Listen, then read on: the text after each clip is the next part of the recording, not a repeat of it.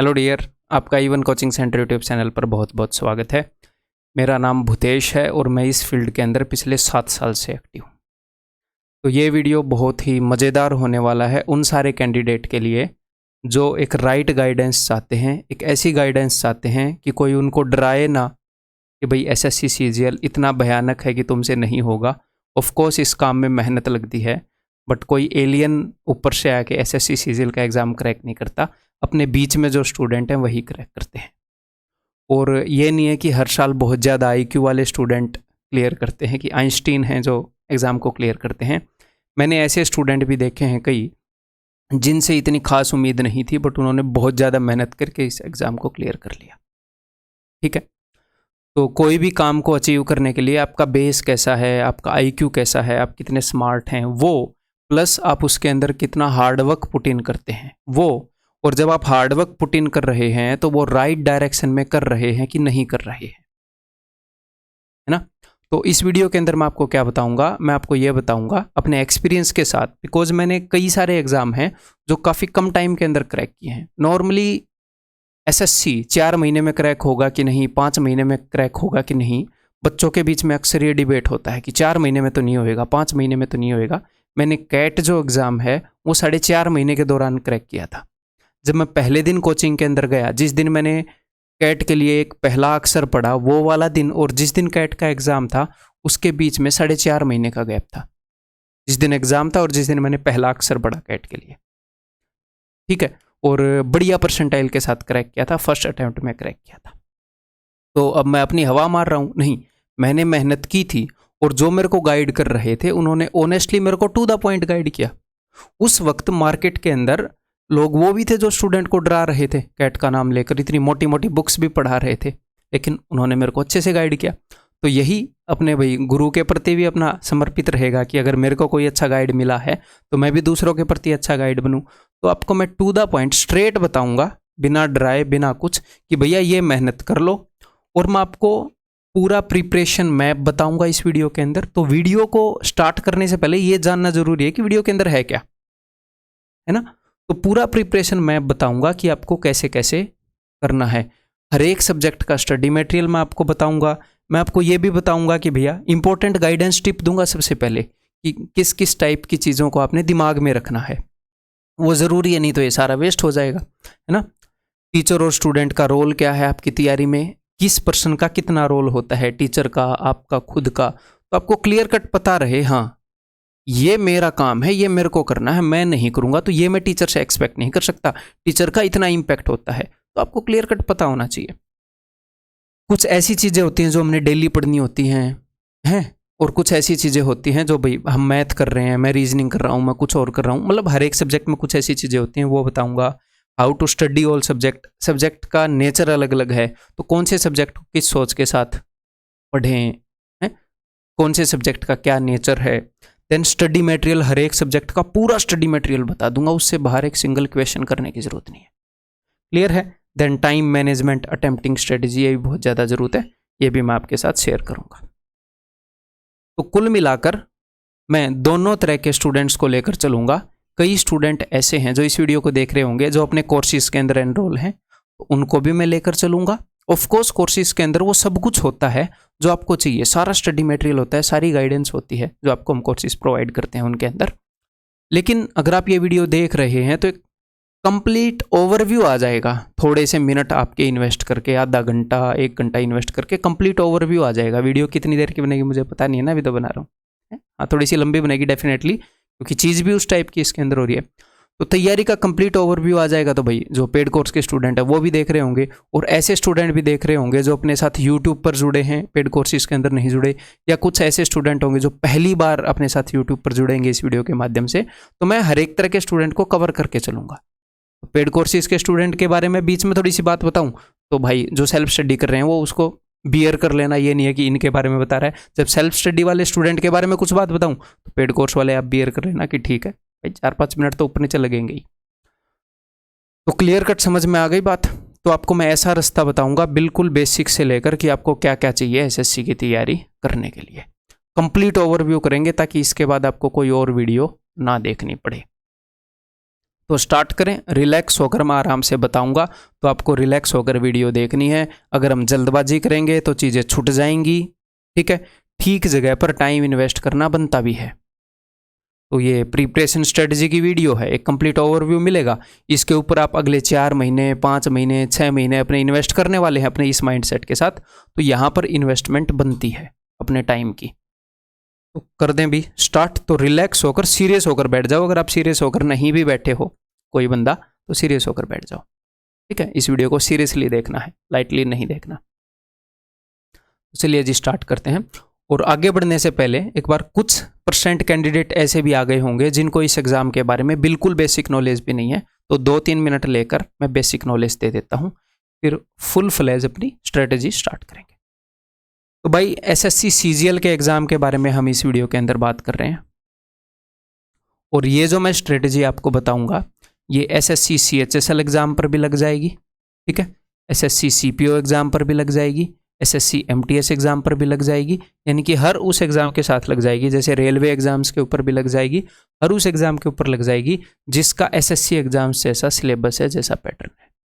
तो SSC CGL का जो एग्जाम है, ये SSC एक अपनी गवर्नमेंट की बॉडी है, कमीशन है, ये एक बॉडी है।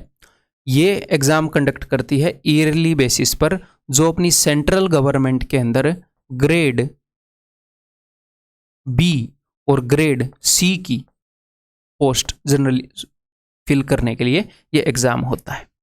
ग्रेड बोलते हैं, ग्रुप B बोलते हैं शायद इसको, है।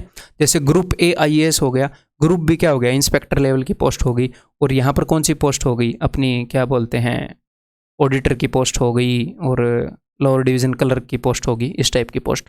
तो ग्रुप B और ग्रुप C की लेवल की जो पोस्ट सेंट्रल गवर्नमेंट में भरता है, वो SS जो अपनी गवर्नमेंट है, वो CGL एग्जाम के थ्रू मैक्सिमम पोस्ट भरता है, जिनको बिल्कुल भी बेसिक जानकारी नहीं थी। हर साल ये एग्ज़ाम होता है। इसके तहत अगर आप बढ़िया रैंक लाते हो तो आप इंस्पेक्टर बन सकते हो, या इंस्पेक्टर लेवल की और भी कई सारी जॉब हैं। एक रिस्पेक्टेबल लाइफ जी सकते हो पूरी ज़िंदगी, और बढ़िया सैलरी के साथ जी सकते हो। बहुत बढ़िया सैलरी होती है, मज़े आ जाते हैं, और सैटरडे संडे ऑफ होते हैं। तो ज़िंदगी में एक बढ़िया बैलेंस बन जाता है SSC की जॉब से, और इसीलिए इसके पीछे इतना क्रेज है। क्लियर है। इसका बेसिक सिलेबस मैं आपको बता देता हूँ CGL का। इसके अंदर 2 पेपर होते हैं, टियर 1। बहुत सारे स्टूडेंट्स को ये बात पता होगी, तो आप इस वाले पोर्शन को स्किप कर सकते हो जिनको ये इन्फॉर्मेशन पता है, ठीक है। क्योंकि कई ऐसे कैंडिडेट भी तो आएंगे ना जिनको कुछ भी नहीं पता है, तो उनके लिए 4-5 मिनट निकाल लेते हैं, ठीक है। तो टियर 1 के अंदर भाई साहब 4 सब्जेक्ट होते हैं। मैथ्स, जिसको हम क्वांट बोलते हैं, then English, then reasoning and GK, ठीक है। ये जो हैं 25-25 क्वेश्चंस का, 25 question, 25 question, 25 question, 25 question, 100 question का एक एग्ज़ाम होता है, जिसमें टोटल आपको 60 मिनट में करना होता है ये काम। 60 मिनट में 100 क्वेश्चन करने होते हैं। और जो नंबर ऑफ मार्क्स हैं वो 50 मार्क्स हैं हर एक सब्जेक्ट के, यानी कि एक क्वेश्चन 2 मार्क्स का है। तो टोटल ये जो एग्ज़ाम है ये 200 मार्क्स का हो गया टियर 1। उसके बाद जब टियर 2 एग्जाम होता है, तो टियर 2 के अंदर रीजनिंग और GK नहीं होती, ठीक है। मैथ्स के अंदर 100 क्वेश्चन होते हैं और 200 मार्क्स के होते हैं। ब्रैकेट के अंदर मैं मार्क्स लिख रहा हूँ। इंग्लिश के अंदर टियर 2 के अंदर 200 क्वेश्चन होते हैं और 200 मार्क्स के होते हैं। यहाँ पर आपको टोटल 2 घंटे मिलते हैं मैथ के, इंग्लिश के भी 2 घंटे मिलते हैं। तो टोटल 400 नंबर का पेपर होता है टियर 2। पहले ये एग्ज़ाम आप क्लियर करोगे, ये मान लो आपने क्लियर कर लिया। अगर आप सही गाइडेंस के तहत, और यहाँ पर हम जो बात करेंगे वो टियर 1 और टियर 2 इन दोनों की तैयारी को कवर कर देगी ये वीडियो। अगर आप सही गाइडेंस से करते हो तो आप इजीली 4 महीने, इजीली का मतलब ये नहीं कि पढ़ना नहीं पड़ेगा, ऐसे लेट के चाय पी रहे हैं और पढ़ नहीं रहे हैं, मतलब कि ये अचीवेबल है। अगर आप सारी बातें इस वीडियो की फॉलो करोगे तो 4 महीने में टियर 1 को क्वालिफाई करना बड़ी बात नहीं है। लेकिन हम सिर्फ क्वालिफाई नहीं करेंगे, हम मेहनत करके इसके अंदर बढ़िया मार्क्स लाएंगे, और बढ़िया मार्क्स की मैं आपको स्ट्रेटजी बताऊंगा, ठीक है। सिर्फ इसको क्लियर करने के बाद होता क्या, आपके ऊपर बर्डन पड़ जाता है कि टियर 2 में बहुत अच्छा परफॉर्म करना है, नहीं तो जॉब नहीं मिलेगी। तो इसके अंदर बहुत अच्छा परफॉर्म करेंगे, फिर बर्डन नहीं पड़ेगा, थोड़ी मोटी ऊंच नीच हो जाए तो बढ़िया पोस्ट मिल जाएगी। तो हम हर एक टियर के अंदर बढ़िया परफॉर्म करने की कोशिश करें, लाइटली किसी को भी क्यों ले? हम सिर्फ कट ऑफ को पार क्यों करें? अपने आप को कम क्यों आंक रहे हो? मीडियोकर बंदे क्यों आंक रहे हो अपने आप को? आप बेस्ट हो, आप मेहनत तो करो, आप बेस्ट हो, आप टेंशन मत लो, है? दुनिया को दिखाओ कि क्या चीज़ हो आप। अब की बार रगड़ देते हैं मामले को, ठीक है? अपने आप को अंडर एस्टिमेट करके बैठे रहते हैं लोग। पेपर ही तो है कि वैसे नहीं है, सिलेबस है, कुछ बुक्स हैं, बार बार पढ़ो, बार बार पढ़ो। मान लो दूसरे बंदे को आपसे जल्दी समझ में आ जाता है, वो 2 बार पढ़ रहा है, आप 5 बार पढ़ दो, देखते हैं कौन आगे निकलेगा। सिलेबस ही तो कवर करना है भाई, ठीक है? तो 200 मार्क्स का टीयर 1 होता है, 400 मार्क्स का टीयर 2 होता है, और जो टीयर 3 होता है वो 100 मार्क्स का होता है। इसके ये डिस्क्रिप्टिव होता है, यानी कि इसके अंदर एसे, लेटर, प्रेसी, ऐसी चीज़ें पूछी जाती हैं, एप्लीकेशन, ये सारी चीज़ें, ठीक है? तो इस चीज़ के बारे में तब टेंशन लेंगे जब हम ये कवर कर लेंगे। जब हम टीयर 1 में पास हो जाएंगे तो इसके बारे में सोचेंगे, जब इसमें पास हो जाएंगे तो इसके बारे में सोचेंगे। हालांकि टीयर 1 और टीयर 2 की तैयारी एक साथ हो जाती है। मैथ्स और इंग्लिश का सिलेबस अलग अलग नहीं है, बस नंबर ऑफ क्वेश्चन अलग अलग है, तो अलग अलग तैयारी हम नहीं कर सकते। ये पास हो गए, पूरा जोर इस पर लगा देंगे। तो मैथ टोटल 250 मार्क्स का आता है, इंग्लिश टोटल 250 मार्क्स की होती है। कई बार जो टीयर 3 के 100 मार्क्स हैं, इसको भी इंग्लिश में ही काउंट कर लेते हैं लोग, और काउंट कर भी हम सकते हैं। एसे, लेटर, प्रेसी इंग्लिश लैंग्वेज का पार्ट है, तो इंग्लिश को आप बोल सकते हो 350 मार्क्स की आती है। टोटल 700 नंबर का ये पेपर होएगा।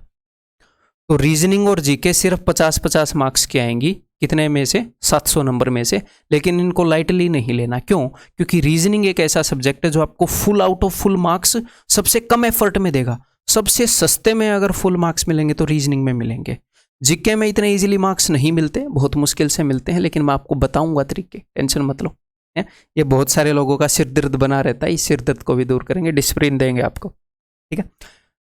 लेकिन ये भी ज़रूरी है, अगर आप अच्छी रैंक चाहते हैं तो इसको भी मैं आपको एक तरीका बताऊंगा, उसको अगर आप फॉलो करेंगे तो आपको अच्छी रैंक से कोई नहीं रोक सकता, ठीक है? जीके के अंदर भी बढ़िया मार्क्स आ जाएंगे, मेहनत जरूर लगेगी। लेकिन जीके में मेनली क्या होता है मैं आपको बताऊं, गलत जगह पर गलत एफर्ट मारते रहते हैं लोग, इसलिए नंबर नहीं आते जोर लगाने के बाद भी। तो ये बेसिक चीज़ें मैंने क्लियर कर दी। अब हम स्टार्ट करेंगे जी अपनी स्ट्रेटजी। ये बेसिक नॉलेज आपको होनी चाहिए थी। चलिए जी, तो सबसे पहले ताकि पूरी तैयारी जो है वो हमारी फ्रूटफुल हो, जो भी मैं आपको चीज़ें बताऊं, जो भी आप तैयारी करो वो फ्रूटफुल हो, तो कुछ बेसिक बातें जान लेते हैं जो तैयारी के दौरान आपने ध्यान रखनी है। मोबाइल तभी उठे अगर आप नॉर्मल भी अपनी ज़िंदगी में सुखी रहना चाहते हैं। तो कई बार क्या होता है कि हमें कई बार ये होता है ना कि यार अब कोई भी काम नहीं है, तो फिर हम मोबाइल देखने लग जाते हैं। तो भाई साहब मुझे एक बात बताओ, जब आपको काम होता है तो आपका दिमाग बिजी होता है, जब आपको कोई भी काम नहीं है तो भी आप अपने दिमाग को बिजी कर रहे हो क्या रहा है? आपके दिमाग को रेस्ट लेने का टाइम ही नहीं मिलता। तो मैं कोई रोबोट नहीं हूँ, मैं भी एक आधी बार कभी कभी मान लो हफ्ते 20 दिन में इसके जाल में कभी कभी फंस जाता हूँ। तो हमें कॉन्शियस होना पड़ता है कि नहीं, अब मुझे कोई काम है नहीं तो मैं फालतू में मोबाइल भी क्यों देखूं। मोबाइल एक इतनी ज़बरदस्त चीज़ है कि दिल चाहे वही इन्फॉर्मेशन निकाल लो इससे, दिल चाहे उस बंदे से बात कर लो। मोबाइल को बहुत ही अच्छे तरीके से आप यूज़ कर सकते हो। इसके अंदर दुनिया जहान की नॉलेज है, और ये एक राक्षस भी है, ये 2 धारी तलवार है। इसको बढ़िया तरीके से भी यूज़ कर लो, और 2 धारी तलवार है, दूसरे को भी लग सकती है, खुद को भी लग सकती है, मतलब टाइम को वेस्ट भी कर सकती है, ठीक है? उतनी दोनों तरफ से जो धार है वो सेम तीखी है। जितने अच्छे से हम इससे काम निकलवा सकते हैं उतने अच्छे से अपना टाइम भी खराब कर सकते हैं। तो जिंदगी में मोबाइल को तब मत उठाओ जब आप खाली हो, मोबाइल को तब उठाओ जब मोबाइल उठाने की जरूरत हो, नहीं तो दिमाग को कभी भी रेस्ट नहीं लेने देगा। उतने अच्छे से आप पढ़ाई नहीं कर पाओगे, जब पढ़ाई भी करोगे तो थके हुए दिमाग से करोगे। क्लियर है? कुछ मैं रूल्स बता रहा हूं, रूटीन टूटेगा ये गारंटीड है। दुनिया में ऐसा कोई बंदा नहीं बना है जिसका रूटीन टूटे ही ना, एक्सेप्ट मशीन्स, और मशीन्स के अंदर भी एरर आ जाता है, उनका रूटीन भी टूट जाता है ना? तो आपका रूटीन कितना भी जोर लगा लो टूटेगा, ये मैं गारंटीड। ये मैं क्यों बोल रहा हूँ, क्योंकि कई बार बंदे उनका रूटीन टूट गया तो वो गिल्ट में आ जाते हैं कि यार रूटीन ये फलान दकड़। तो भैया गिल्ट नहीं करने देना, गिल्ट काम नहीं करने देगा, खुद को माफ़ कर देना कभी कभी रूटीन टूट जाए तो, और फिर से काम पे ध्यान देना है। तो रूटीन आपका 100% टूटेगा। बस एक चीज़ आपने ध्यान रखनी है कि 2 दिन लगातार रूटीन नहीं टूटने देना। मान लो मैं जिम में जाने की सोच रहा हूँ, आज मेरा जिम किसी तरीके से स्किप हो गया, तो बस मुझे ये करना है कि अगले दिन दोबारा से स्किप नहीं करना। आज आपकी पढ़ाई किसी वजह से स्किप हो गई, कोई ज़रूरी काम आ गया या आपने थोड़ी लापरवाही कर दी, अगले दिन दोबारा से स्किप नहीं करना। फिर तो वो पैटर्न बन गया ना, फिर तीसरे दिन स्किप करने के चांसेस बढ़ जाते हैं। तो कोशिश करनी है आपका रूटीन ना टूटे, आप पढ़ते रहो, जो भी आप अपने अकॉर्डिंग रूटीन बनाओगे, पर 2 दिन लगातार वो ना टूटे, इस बात को ध्यान रखो। एक गोल्डन रूल है, बहुत ही जबरदस्त ये इम्पैक्ट लाता है। Being busy versus being productive. कई बंदे ये सोचते हैं कि मैं तो बहुत बिजी हूँ, मैं तो बहुत बिजी हूँ, मेरे पास काम ही नहीं, और वो काम भी कुछ नहीं करते, पूरे दिन प्लानिंग करते रहेंगे कि जब मैं एसएससी सीजीएल की जॉब ले लूँगा तब ये हो जाएगा, हैं उस मामा ने मेरे को ऐसे ताना मारा था, उस फूफा ने ताना मारा था, तब मैं उसको जवाब दूंगा, या जो भी वो सोचते हैं, मैं वहाँ पर घूमने जाऊँगा, इतनी सारी सैलरी हो जाएगी, वो वाले जूते लाऊंगा, हैं और फिर मैथ में इतने नंबर आ जाएंगे, टियर 2 में ये कर देंगे, इतने पर ये रैंक मिल जाएगी। मतलब प्लानिंग इतनी करेंगे। वो बिजी हैं, वो फ्री नहीं है भैया, एसएससी सीजीएल की तैयारी कर रहे हैं, बट वो प्रोडक्टिव नहीं है। तो भाई साहब प्लानिंग बहुत ही मिनिमम करो। एक बार उस प्लानिंग को करके start doing. Action is everything. जो आप एक्ट करते हो वो सब कुछ है। कभी कभी बच्चे ओवरवेल्म हो जाते हैं, इतना सारा सिलेबस है, कैसे होगा। हो सकता है आपको एक्साइटमेंट हो जाए, बहुत सारी डर लगे कि पता नहीं सर बहुत ज़्यादा सिलेबस है, मुझे तो टेंशन हो रही है।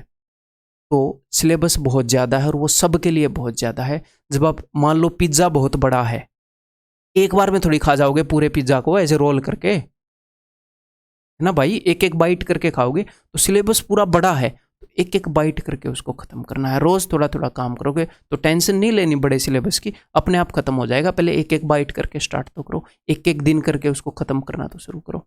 तो टेंशन नहीं लेनी, ओवर एक्साइटेड नहीं होना है, ऐसे पेट में गुड़ गुड़ फील नहीं करनी बिना वजह।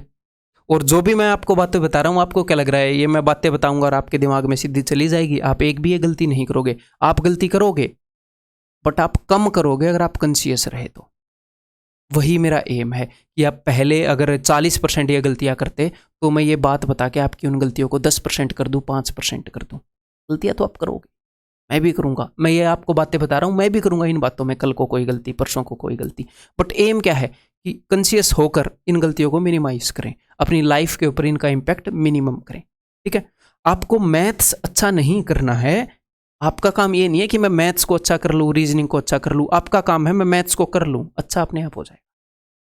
आपका क्या काम है कि मैं 5 घंटे मैथ पढ़ लूँ, अच्छा अपने आप हो जाएगा। क्योंकि कई बार बच्चा रिजल्ट की टेंशन ले लेता है कि सर मैं इतने घंटे मैथ पढ़ रहा हूँ, अच्छा नहीं हो रहा। भाई तू पढ़ता रहे ना, तू 1 महीना पढ़, 2 महीना पढ़, 3 महीना पढ़, वो मैथ का काम है अच्छा होना, वो अपने आप अच्छा हो जाएगा। आपको सिर्फ एक चीज के ऊपर ध्यान देना है। किसके ऊपर? किसके ऊपर ध्यान देना भाई? एक्शन। एक्ट करो बस, कर्म करो, फल की इच्छा मत करो, बोलते हैं ना, फल शाम को पापा ले आएंगे। तो आपको सिर्फ एक्शन पर ध्यान देना है, रिजल्ट खुद ब खुद आ जाएगा। एक्शन का, एक्शन करोगे तो उसका रिजल्ट आना ही आना है ना। मैं इसको ऊपर उठा रहा हूं तो ये ऊपर उठना ही उठना है। ठीक है, तो वो नेचुरल है एक्शन का रिजल्ट आना, उसकी आपको टेंशन नहीं लेनी। Number 5, action is everything. ठीक है, एक्शन हर एक, जो भी आपका रिजल्ट लाएगा वो एक्शन ही है। Small and continuous action regularly. आप कोई बहुत भयंकर एक्शन नहीं ले सकते, ठीक है, कि एक दिन में जीके को निपटा डाला, मैथ को निपटा डाला। छोटा एक्शन होएगा, कंटिन्यूअस होएगा, रेगुलरली, आपके रिजल्ट को कोई नहीं रोक सकता। ठीक है, approx 45 minutes for activity you like. तो कई बंदे तो ऐसे होते हैं जो वर्किंग कैंडिडेट है, जो कहीं पर जॉब में काम कर रहे हैं, तो भाई साहब वो तो अपने अकॉर्डिंग अपने टाइम को मैनेज करेंगे ना। आप जॉब भी कर रहे हो, आप तैयारी भी कर रहे हो, तो आपके लिए काफ़ी मुश्किल थोड़ा सा ये होएगा। लेकिन मैं आपको एक बात बताऊं कि स्टार्टिंग में मैं गवर्नमेंट जॉब में भी था और साइड बाय साइड ये काम भी कर रहा था, तो बहुत मुश्किल से मतलब मैनेज हुआ, बट मैनेज हो गया था। तो बहुत सारे वर्किंग कैंडिडेट भी हर साल IAS भी निकालते हैं, SSC CGL भी निकालते हैं। पॉसिबल डेफिनेटली है, टाइम मैनेज करने में आपको काफ़ी एफर्ट लगेंगे। जो नॉन, तो आपको मैं नहीं बोलूँगा कि आप 1 घंटा निकाल लो रोज़, आपके पास वैसे ही टाइम कम है। तो कई ऐसे बंदे हैं जो नॉन वर्किंग कैंडिडेट हैं, जो सिर्फ तैयारी कर रहे हैं, तो भाई साहब 45 मिनट्स एक उस एक्टिविटी के लिए निकाल लो जो आपको पसंद है। चाहे वो योगा करना हुआ है, कुछ ऐसी एक्टिविटी निकाल लो जो आपको रियल में पसंद है, जो आपके दिमाग को शांत करेगी। हैं, अगर वो इस टाइप की एक्टिविटी है, मान लो आपको मूवीज़ देखना पसंद है, तो आप क्या कर सकते हो, आप इंग्लिश में मूवी देख सकते हो, आपकी अंडरस्टैंडिंग बढ़ेगी धीरे धीरे। या फिर उस मूवीज़ देखने से भी बेटर, अगर आपको मूवीज़ देखना पसंद है, तो एक चीज़ आपको डेफिनेटली पसंद आएगी, क्या? नॉवेल्स। जब आप इंग्लिश के नॉवेल्स पढ़ोगे वो भी मूवीज़ की तरह होते हैं, और मूवीज से बहुत ही मस्त होते हैं नॉवेल्स। मैंने जब पहली बार पढ़ा तो पता नहीं था, पहला नॉवल जो मैं पढ़ रहा था मैंने 2-3 दिन में ख़त्म कर दिया था, चेतन भगत का पढ़ रहा था। अरे नहीं भाई, पढ़ने दे ऐसे हैं। तो अगर आपको मूवीज़ में मज़ा आता है तो नॉवेल्स, इससे क्या होएगा, आपकी तैयारी पर भी इसका पॉजिटिव इम्पैक्ट रहेगा। और तो आपने करना क्या है, टाइम फिक्स करना है, ये नहीं है कि उसी में लग गए फिर। क्लियर? या फिर आप मान लो अपने दोस्तों से बात करना चाह रहे हो, फैमिली के साथ बैठना चाह रहे हो, थोड़ा सा खाली, ज़रूरी नहीं है नॉवेल्स पढ़ना है तो नॉवेल्स ही पढ़ोगे, मिक्स एक्टिविटी कर सकते हो, मतलब अपने दिमाग को थोड़ा सा ब्रेक भी देना। नहीं तो क्या होएगा, मान लो काम काम काम काम, आप 2 महीने तो अपने आप को बांध कर रख लोगे ऐसे, बट उसके बाद आपके मन की जो भड़ास निकलेगी, आप 3-4 दिन कब वेस्ट कर दोगे फ्रस्ट्रेट होगे पता नहीं। तो बीच में वो टाइम भी निकालना ज़रूरी है जिसमें माइंड थोड़ा सा रिलैक्स हो। जैसे मेरा एक दोस्त है, वो स्कूल में क्या करता था कि भाई मैं पूरी नहीं खाऊंगा, मैं परोठे नहीं खाऊंगा, पिंपल्स हो जाते हैं। ठीक है भाई, मैं तो रेगुलरली जो डाइट मिलती थी वो खा लेता था। वो उस दिन उसने फास्ट ही रख लिया। ये नहीं है कि कम पूरी खाई, उसने एक भी नहीं खाई, परोठा भी नहीं खाया, एक भी। फास्ट पे हूँ मैं, इस दिन नहीं खाऊंगा, मैं फास्ट। फिर 1-2 हफ्ते वो ऐसा रूटीन फॉलो करेगा, फिर 2 हफ्ते के बाद पता लगा 15 परोठे खा के आया हुआ है। यार बस बहुत दिन हो गए थे। तो अब मन तो भड़ास निकालेगा, उसको टेस्टी लग रहे हैं। तो कोई भी चीज़ एक्सट्रीम पर नहीं जाना कि 15 खा लिए और 0 खा रहे हो, बीच में रहना है। 3-4 परोठे खा लो यार। और हमारे स्कूल में वो बड़े बड़े भयंकर परोठे नहीं मिलते थे, वो पतले मिलते थे, 3-4 इज एनफ। नहीं तो बड़े वाले तो बहुत ज़्यादा हो जाएंगे। तो मतलब कि मॉडरेशन में चीज़ों को करना है, तो इसलिए अपने मन को दबाना नहीं है। कई बच्चों के दिमाग में आता है कि एक दिन में कितना पढ़ें। तो देखो, जब तक आपको अच्छे से समझ आ रहा है आप तब तक पढ़ते रहो, कोई दिक्कत नहीं है। ठीक है, कि मैं 4 घंटे पढ़ूँ, 5 घंटे पढ़ूँ, जब आपके दिमाग ने इन्फॉर्मेशन को एक्सेप्ट करना ही बंद कर दिया, आप थक गए, तो बेशक से रहने दो। हैं? और आपने जब पढ़ना है ना भाई साहब, भले ही आप 5 घंटे पढ़ो, लेकिन जब आप पढ़ रहे हो ना तो सिर्फ पढ़ो। कई बच्चे लाइब्रेरी के अंदर बैठ के बीच में फ़ोन भी यूज़ कर रहे हैं, गर्लफ्रेंड बॉयफ्रेंड का मैसेज भी आ रहा है, बीच में भाई उठ के बाहर भी चले जा रहे हैं घूमने। मतलब अपने टाइम को डेंस रखो। अगर 5 घंटे पढ़ रहे हो ना, तो किसी को भी आज़ादी ना हो दुनिया में आपको तंग करने की, जब तक कोई इमरजेंसी ना हो। अगर आप रिस्पेक्ट करते हो अपने इस एम की, अपने इस सपने की। अगर आप रिस्पेक्ट नहीं करते तो आप टेंशन मत लो, दुनिया आपसे छीन लेगी, कटू सकते हैं। अगर आप नहीं पढ़ोगे तो रिजल्ट का वेट मत करना कि भाई यार रिजल्ट कैसा आएगा, मैं बता रहा हूँ नहीं आएगा। ठीक है, इससे अच्छा तो कुछ और ही कर लो, कंप्लीट ही निकम्मे बन लो। तो ऐसा जोर नहीं लगाना कि थोड़ा थोड़ा जोर लगाना है, पूरा जोर लगाना है। फिर समझ में आ गई? 5 घंटे पढ़ रहे हो, अगर आपने टाइम वेस्ट ही करना है तो 5 घंटे के अलावा अलग से 2 घंटे वेस्ट कर दो, स्पेशली ये 2 घंटे प्योर वेस्ट कर दो, 5 घंटे प्योर पढ़ लो। जो भी काम करो उसके अंदर प्योरिटी होनी चाहिए, ताकि मन को तसल्ली मिले। जब आप 7 घंटे पढ़ोगे और उसके बीच में 2 घंटे वेस्ट करोगे, तो आपके मन को ये सेटिस्फेक्शन भी नहीं होगी कि मैंने रेस्ट लिया है। आपका मन थका हुआ भी होगा कि 7 घंटे पढ़ाई को हो गए, खुद को बेवकूफ़ बना रहे हो। और फिर ये भी करोगे कि अब मैं कुछ ऐसा काम करता हूँ एंटरटेनिंग। तो जब पढ़ते हो तो वो प्योर होना चाहिए। जब नहीं पढ़ने का दिल कर रहा, कुछ और करना है, तो देन वो प्योरली वो कर लो, एटलीस्ट माइंड रिलैक्स तो होएगा। और अब इस बात से कई बंदे एक्सक्यूज़ बना देंगे। भूतेश सर ने बोला है कि जब समझ में ना आ रहा हो तो पढ़ाई छोड़ दो, इस चीज़ का खाम खा के एक्सक्यूज़ मत बनाना तुम। ठीक है, कि अब तो दिमाग में नहीं घुस रहा, एफर्ट लगाने पड़ते हैं। कई बार पढ़ने का दिल नहीं कर रहा तो भी पढ़ना पड़ता है। अपने उस सपने को याद करो, जो आपने सपना देखा है उसको बार बार याद करोगे तो आपको एनर्जी मिलेगी। आप कोई ना कोई गाना जो आपको मोटिवेशनल लगता है उसको बार बार सुन सकते हो। ठीक है, एक दिन में सारे सब्जेक्ट्स मत करो। कई बंदे ये करते हैं कि एक दिन में मैथ, इंग्लिश, रीजनिंग, जीके, इन सब का टाइम सेट कर लिया। 2 घंटे इसको पढ़ूंगा, 3 घंटे इतना इसको पढ़ूंगा। नहीं, मान लो आप मैथ्स पढ़ रहे हो, आपको मैथ्स के अंदर मज़ा आ रहा है, अभी आप बोल रहे हो अरे टाइम हो गया अब मैं इंग्लिश पे स्विच कर लूँ। नहीं, मैथ्स को पढ़ो। अब मज़ा आ रहा है तो ये बेस्ट टाइम है। आप इंग्लिश पढ़ रहे हो, आपको इंग्लिश में फ़िलहाल मज़ा आ रहा है, तो दूसरे सब्जेक्ट पर स्विच मत करो। तो एक तो थोड़े से फ्लेक्सिबल हो। नॉर्मली बढ़िया क्या रहता है कि दिन में 2 ही सब्जेक्ट कवर करें। मान लो हमने आज सिर्फ मैथ्स और इंग्लिश कवर किया है, तो रीजनिंग अगले दिन हो जाएगा ना भाई। रीजनिंग जी के अगले दिन हो जाएगा, किसी दिन 3 सब्जेक्ट हो जाएंगे। तो एक बेसिक सा पैटर्न बनाएंगे, बट हम फ्लेक्सिबल रहेंगे। किसी सब्जेक्ट में मज़ा आ रहा है तो हम उसको करेंगे, क्योंकि अभी उसमें मज़ा आ रहा है। मान लो कभी कभी आपने किसी सब्जेक्ट के लिए टाइम दिया है लेकिन उसमें बिल्कुल ही मज़ा नहीं आ रहा है, तो स्विच द सब्जेक्ट। मान लो आपको पढ़ने का मैथ्स पढ़ लिया 4 घंटे, अब ये लग रहा है कि यार बोर हो गया, स्विच कर दो, इंग्लिश पढ़ना स्टार्ट कर दो, तो फिर से मज़ा आने लग जाएगा। चेंज कर दो टॉपिक को, है। हो सकता है दिन में आप 3 पढ़ लो, इंग्लिश पढ़ने का उस दिन 4 घंटे का मन नहीं किया, 2 ही घंटे का मन किया, तो उस दिन आपने जीके पे स्विच कर दिया। और कुछ मैं ऐसी चीज़ें बताऊंगा जो आपको रेगुलरली करनी है, मन करे या ना करने, वो रेगुलरली करनी है, वही मैं आपको बताऊंगा। क्लियर है? तो मैक्स मेरे ख्याल 3 सब्जेक्ट इज ओके है कभी कभी, अदरवाइज तो 2 इज गुड।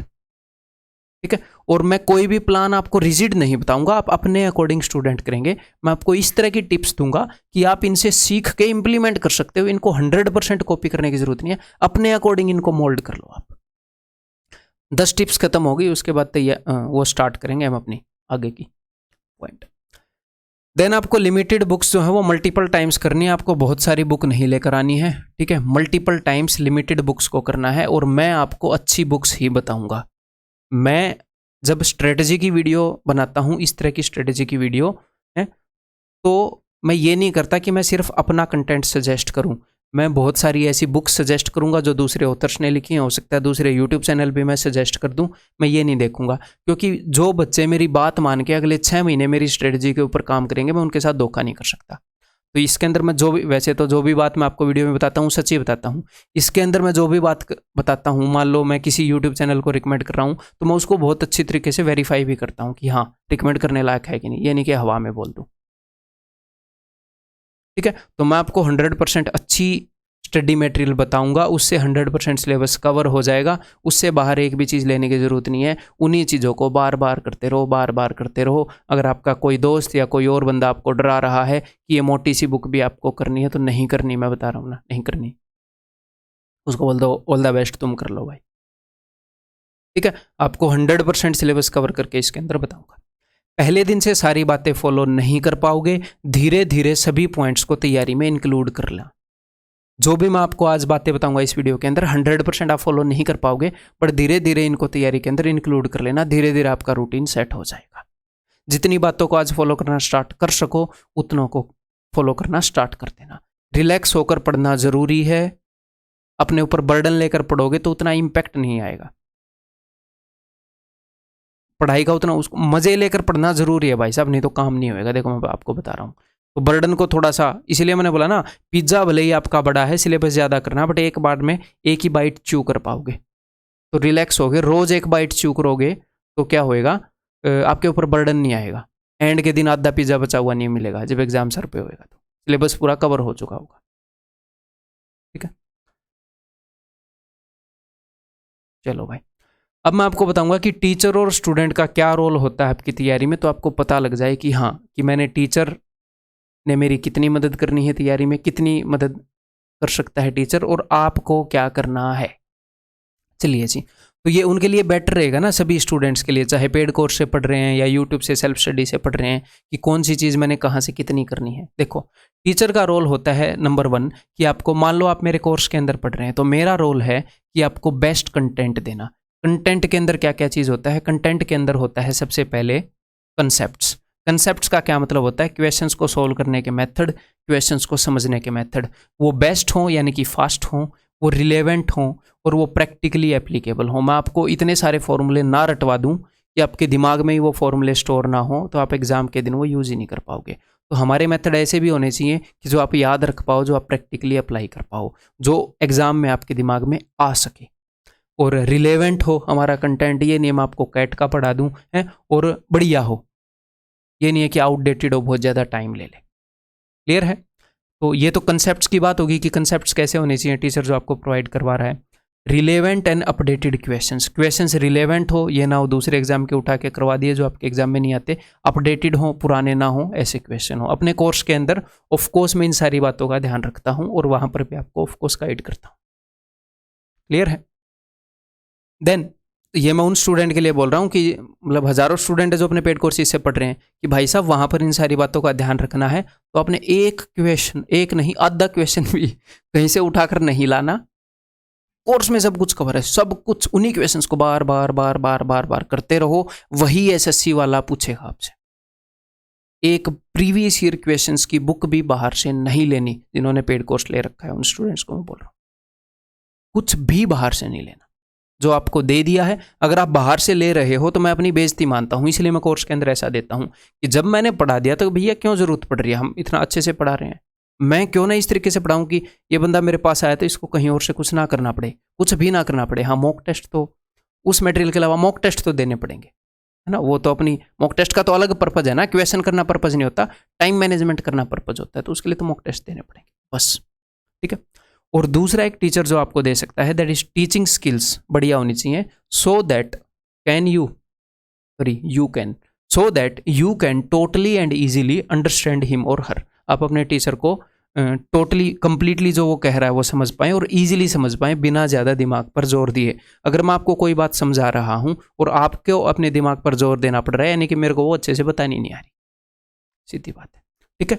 तो यहां पर अपना रोल खत्म हो जाता है, मेरा रोल। अब आपका रोल स्टार्ट होगा क्या, repeat the lectures and PDFs at least thrice, या फिर रिपीट की बजाय मैं बोलूंगा डू। एक बार कर लो और 2 बार रिपीट करो, मतलब टोटल 3 बार कर लो।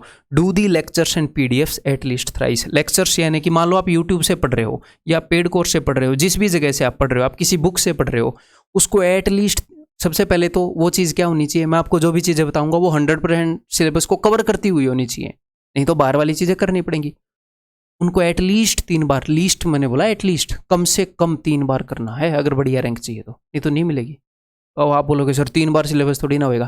पहली बार सिलेबस करने में ज़्यादा टाइम लगता है, उसके बाद सिलेबस करने में, एक बार फिर से सिलेबस करोगे उससे आधे से भी कम टाइम लगेगा। अगली बार करोगे तो 1/4 के लगभग टाइम लगेगा, अगली बार करोगे तो 1/5 टाइम में भी आप कर डालोगे।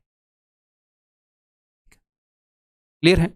एंड मेक नोट्स, और आपने नोट्स बनाने हैं ताकि अगर आपको कभी परसेंटेज को 10 मिनट में रिवाइज करना हो सारे कंसेप्ट तो आप रिवाइज कर पाओ। जब आपका एग्जाम पास आएगा तो ये जो नोट्स हैं, जब आप मैथ्स के अंदर नोट्स बनाओगे तो ये आपने क्या करने हैं, ये आपने कंसेप्ट्स के बनाने हैं।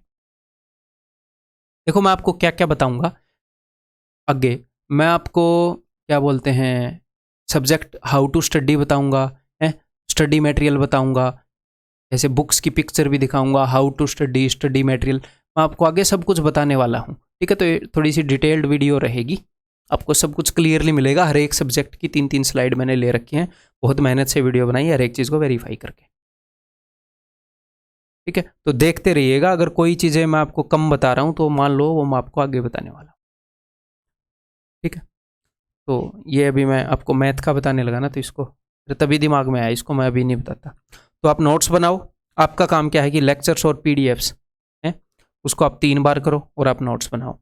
अगली बार नेक्स्ट चीज़ जो है, take a lot of mock test. आपका काम है कि बहुत सारे मॉक टेस्ट आप दो, बहुत सारे, जितने आप दे सको हो। जैसे ही आपका एग्जाम जो सिलेबस है वो 60% के करीब हो जाए, आप मॉक टेस्ट देना स्टार्ट कर दो, ठीक है। आप रिलेवेंट मॉक्स तो ऐसे मॉक मत दो जो बिना वजह के ऐसे बना रखे हैं जो आपको डरा दे, ठीक है। तो सर हमें कैसे पता चलेगा रिलेवेंट मॉक्स का, वैसे तो क्या बोलते हैं, आजकल टेक्स्ट बुक के मॉक्स ठीक ठाक चल रहे हैं और रिलेवेंट चल रहे हैं, तो वो वाले आप दे सकते हो। क्लियर है, बहुत सारे मॉक्स वो दे देते हैं। मेरे उनके साथ कोई ऐसा टाई अप टाइप का नहीं है, नहीं तो मैं आपको एक कूपन कोड दे रहा होता, ठीक है। तो मैं जो भी आपको चीज़ें बताऊंगा, अपना लेना देना हो या ना हो, अगर कोई चीज़ मुझे ठीक लगेगी मैं आपको बता दूंगा, आप टेंशन मत लो, कोई भी चीज़ नहीं छुपाऊंगा। अपनी चीज़ कोई बढ़िया है वो भी खुल के आपको बताऊंगा, है। तो रिलेवेंट मॉक आप टेक्स्ट बुक के दे सकते हो, आजकल उसके ठीक लग रहे हैं, मैंने कई मॉक उनके देखे हैं, बढ़िया हैं, रिलेवेंट हैं, ठीक है। And practical tips for time management.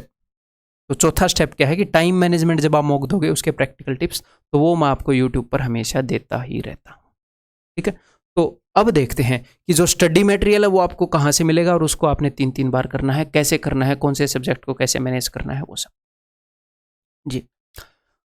तो अब ऐसी चीज़ें मैंने आपको एक खाका बना के देना था कि हमारे दिमाग में ऐसी ऐसी चीज़ें होनी चाहिए, वो खाका बन चुका है, बेसिक बेसिक बातें हो चुकी हैं। अब हम सीधा क्या क्या करना है उसके ऊपर आ गए, जब स्टार्ट करते हैं। डेली टचिंग टॉपिक्स, कुछ ऐसे टॉपिक होते हैं जो हमने डेली टच करने हैं। जैसे मैं आपको ये नहीं बोलूँगा कि भैया मैथ को आप डेली पढ़ो, हो सकता है आपने मैथ का पूरा सिलेबस कर लिया और उसके बाद आप सिर्फ मॉक टेस्ट दे रहे हो और मैथ का जो सिलेबस है वो आप नहीं कर रहे हो, उसमें कोई बुरी बात नहीं है। आपने मैथ्स को कर लिया है, अच्छे से कवर्ड है, ठीक है। रीजनिंग जो है उसके आप लेक्चर्स नहीं देख रहे हो टीचर से, क्योंकि आपने अच्छे से कर लिया है, उसके बाद आप सिर्फ मॉक टेस्ट दे रहे हो, कोई दिक्कत नहीं है। लेकिन कुछ चीज़ें ऐसी हैं जो रोज़ पढ़नी ज़रूरी हैं। वो कौन सी चीज़ें हैं? वो आज से ही आप पढ़ना स्टार्ट करोगे तो आपके लिए बेटर रहेगा। समझते हैं वो क्यों ज़रूरी है, क्या है। एक तो वोकेबलरी, जो वोकेबलरी है भाई साहब, सबसे पहली बात, वोकेबलरी बनने का सबसे मेजर, जिसकी वोकेबलरी अच्छी है, सबसे मेजर उसके अंदर हाथ होता है रेपिटिशन का। वोकैब रेपिटिशन से ही बनती है। पानी को पानी कहते हैं, ये चीज़ आपको रेपिटिशन से ही समझ में आई है। मिर्च को मिर्च कहते हैं, रेपिटिशन से ही समझ में आई। बचपन से बार बार आपने ये बोला है, तो आपको हिंदी की तो रेपिटिशन से समझ में आ गई। अब आपको इंग्लिश की रेपिटेशन करनी पड़ेगी वोकैब की, क्योंकि जॉब के अंदर इंग्लिश की मांग रहा है, ठीक है। तो अब रेपिटेशन हम कैसे करेंगे? तो और हाँ, एक और बात, ये रटने वाली चीज़ है, अब समझने वाली भी है, मैं समझने में ही बिलीव करता हूँ। वैसे ये रटने वाली चीज़ है। तो मान लो 5000 6000 वर्ड की वो कैब बनानी है, इससे बंद हो गया क्या? मान लो 5000 6000 वर्ड की वो कैब बनानी है, तो एग्जाम के पास एकदम से बना लोगे 5000 वर्ड? दिमाग में रिटेन ही नहीं रहेंगे। तो बहुत पहले से स्टार्ट करना पड़ेगा, पहले दिन से ही स्टार्ट करना पड़ेगा। तो कैसे स्टार्ट करना है मेरे भाई? वोकेबलरी के अंदर क्या क्या है? One word substitution, idioms and phrases, synonyms and antonyms. ठीक, ये 4 चीजें हो गई। आपने क्या करना है? 50 words daily from previous year paper chapter wise book. Previous year paper chapter wise book का क्या मतलब है, मैं आपको बता देता हूं। कहाँ है ये? जीके का आ गया। अच्छा चलो, मैं आगे आपको बुक बताऊंगा, अभी यहाँ पर फोटो नहीं लिया, बाद में मैंने फोटो लिया। किरण की एक बुक आती है जिसके अंदर जो प्रीवियस ईयर पेपर्स हैं वो चैप्टर वाइज गिवन होते हैं। जैसे फिल इन द ब्लैंक्स अलग से गिवन होते हैं। आगे मैं उस बुक की फोटो आपको दिखाऊंगा। जैसे वन वर्ड सब्सटीट्यूशन आज तक जो आए हुए हैं, वन वर्ड सब्सटीट्यूशन का एक चैप्टर है, वहां पर सारे गिवन है। ठीक है, तो हम क्या करेंगे, बिकॉज ये चारों वोकैब के अंदर हैं, तो मैं मान लो आज 50 वन वर्ड सब्सटीट्यूशन मैंने किए, अगले दिन फिर से 50 किए, अगले दिन फिर से 50 किए, तो मैं शांति से करूंगा। मैं हड़बड़ाहट में मैं उसको रटूंगा नहीं, मैं समझूंगा। और बुक के पीछे एक्सप्लेनेशन है, मैं उस एक्सप्लेनेशन को भी देखूंगा। अगर मुझे कोई समझ में नहीं आया तो एक्सप्लेनेशन को आराम से पढ़ूंगा। ठीक है, अब मैंने आगे लिख रखा है नेट 200 या 300 वर्ड डेली। अब सर इसका क्या मतलब है? ये जो 50 वर्ड है ना, ये तो न्यू होंगे, 50 न्यू वर्ड्स। मान लो मैंने आज 50 वर्ड कर लिए, ठीक है, अगले दिन मैं मान लो मैंने पहले दिन 50 वर्ड कर लिए, जब दूसरे दिन मैं अपने नए 50 करूंगा, है? आपने रोज ऐसे नहीं करना, पहले वन वर्ड खत्म कर लेना, फिर ईडियम, फिर सिनोनिम, फिर एंटोनिम, ऐसे खत्म कर लेना। ठीक है, तो जब मैं अगले 50 करूंगा तो मैं पिछले वाले भी रिपीट करूंगा, तभी तो रेपिटेशन होएगी भाई, तभी तो वो दिमाग में आएंगे।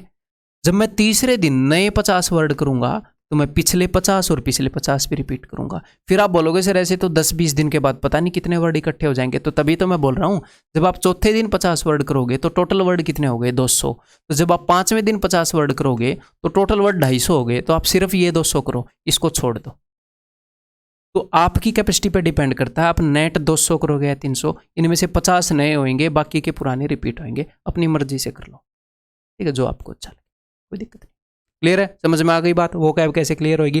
मैं गारंटी देता हूं कि आप 98-99% वो कैब कर दोगे। अब ऐसे तो वो कैब का कोई अंत नहीं है, ऐसे तो आप दुनिया जहान की चीज़ें पढ़ दो, न्यूज़पेपर से लोग बताते हैं और कई जगह से लोग बताते हैं।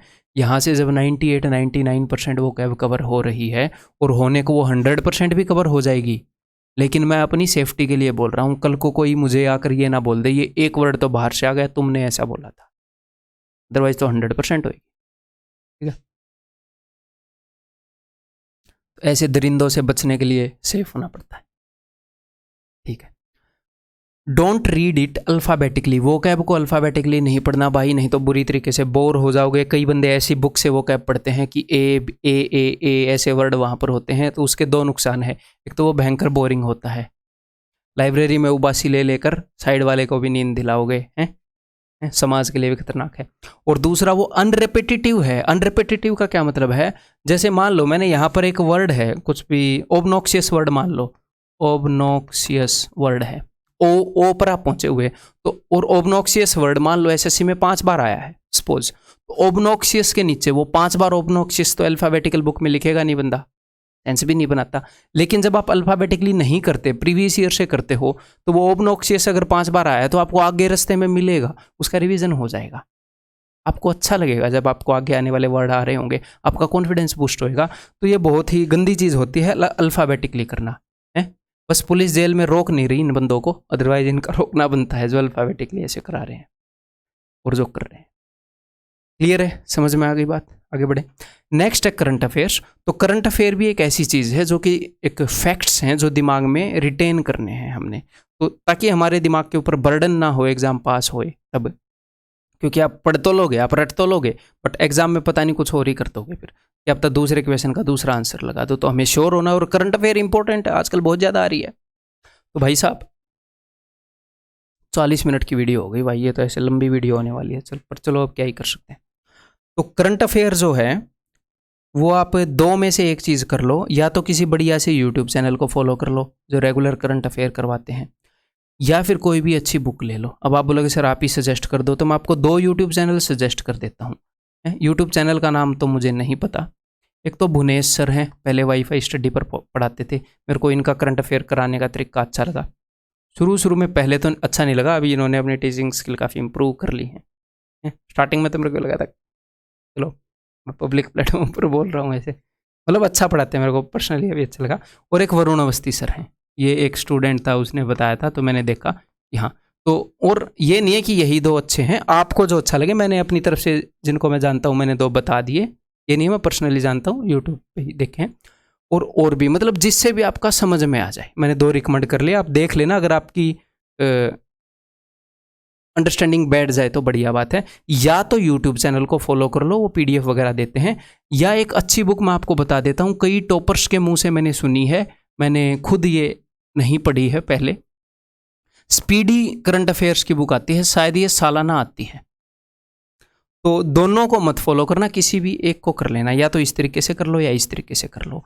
और जब आपका एग्जाम पास आए और आप यूट्यूब चैनल से कर रहे हो, तो जो मंथली वीडियोज होते हैं, तो बंदे डेली वीडियो तो प्रोवाइड करते ही हैं, मंथली वीडियो भी।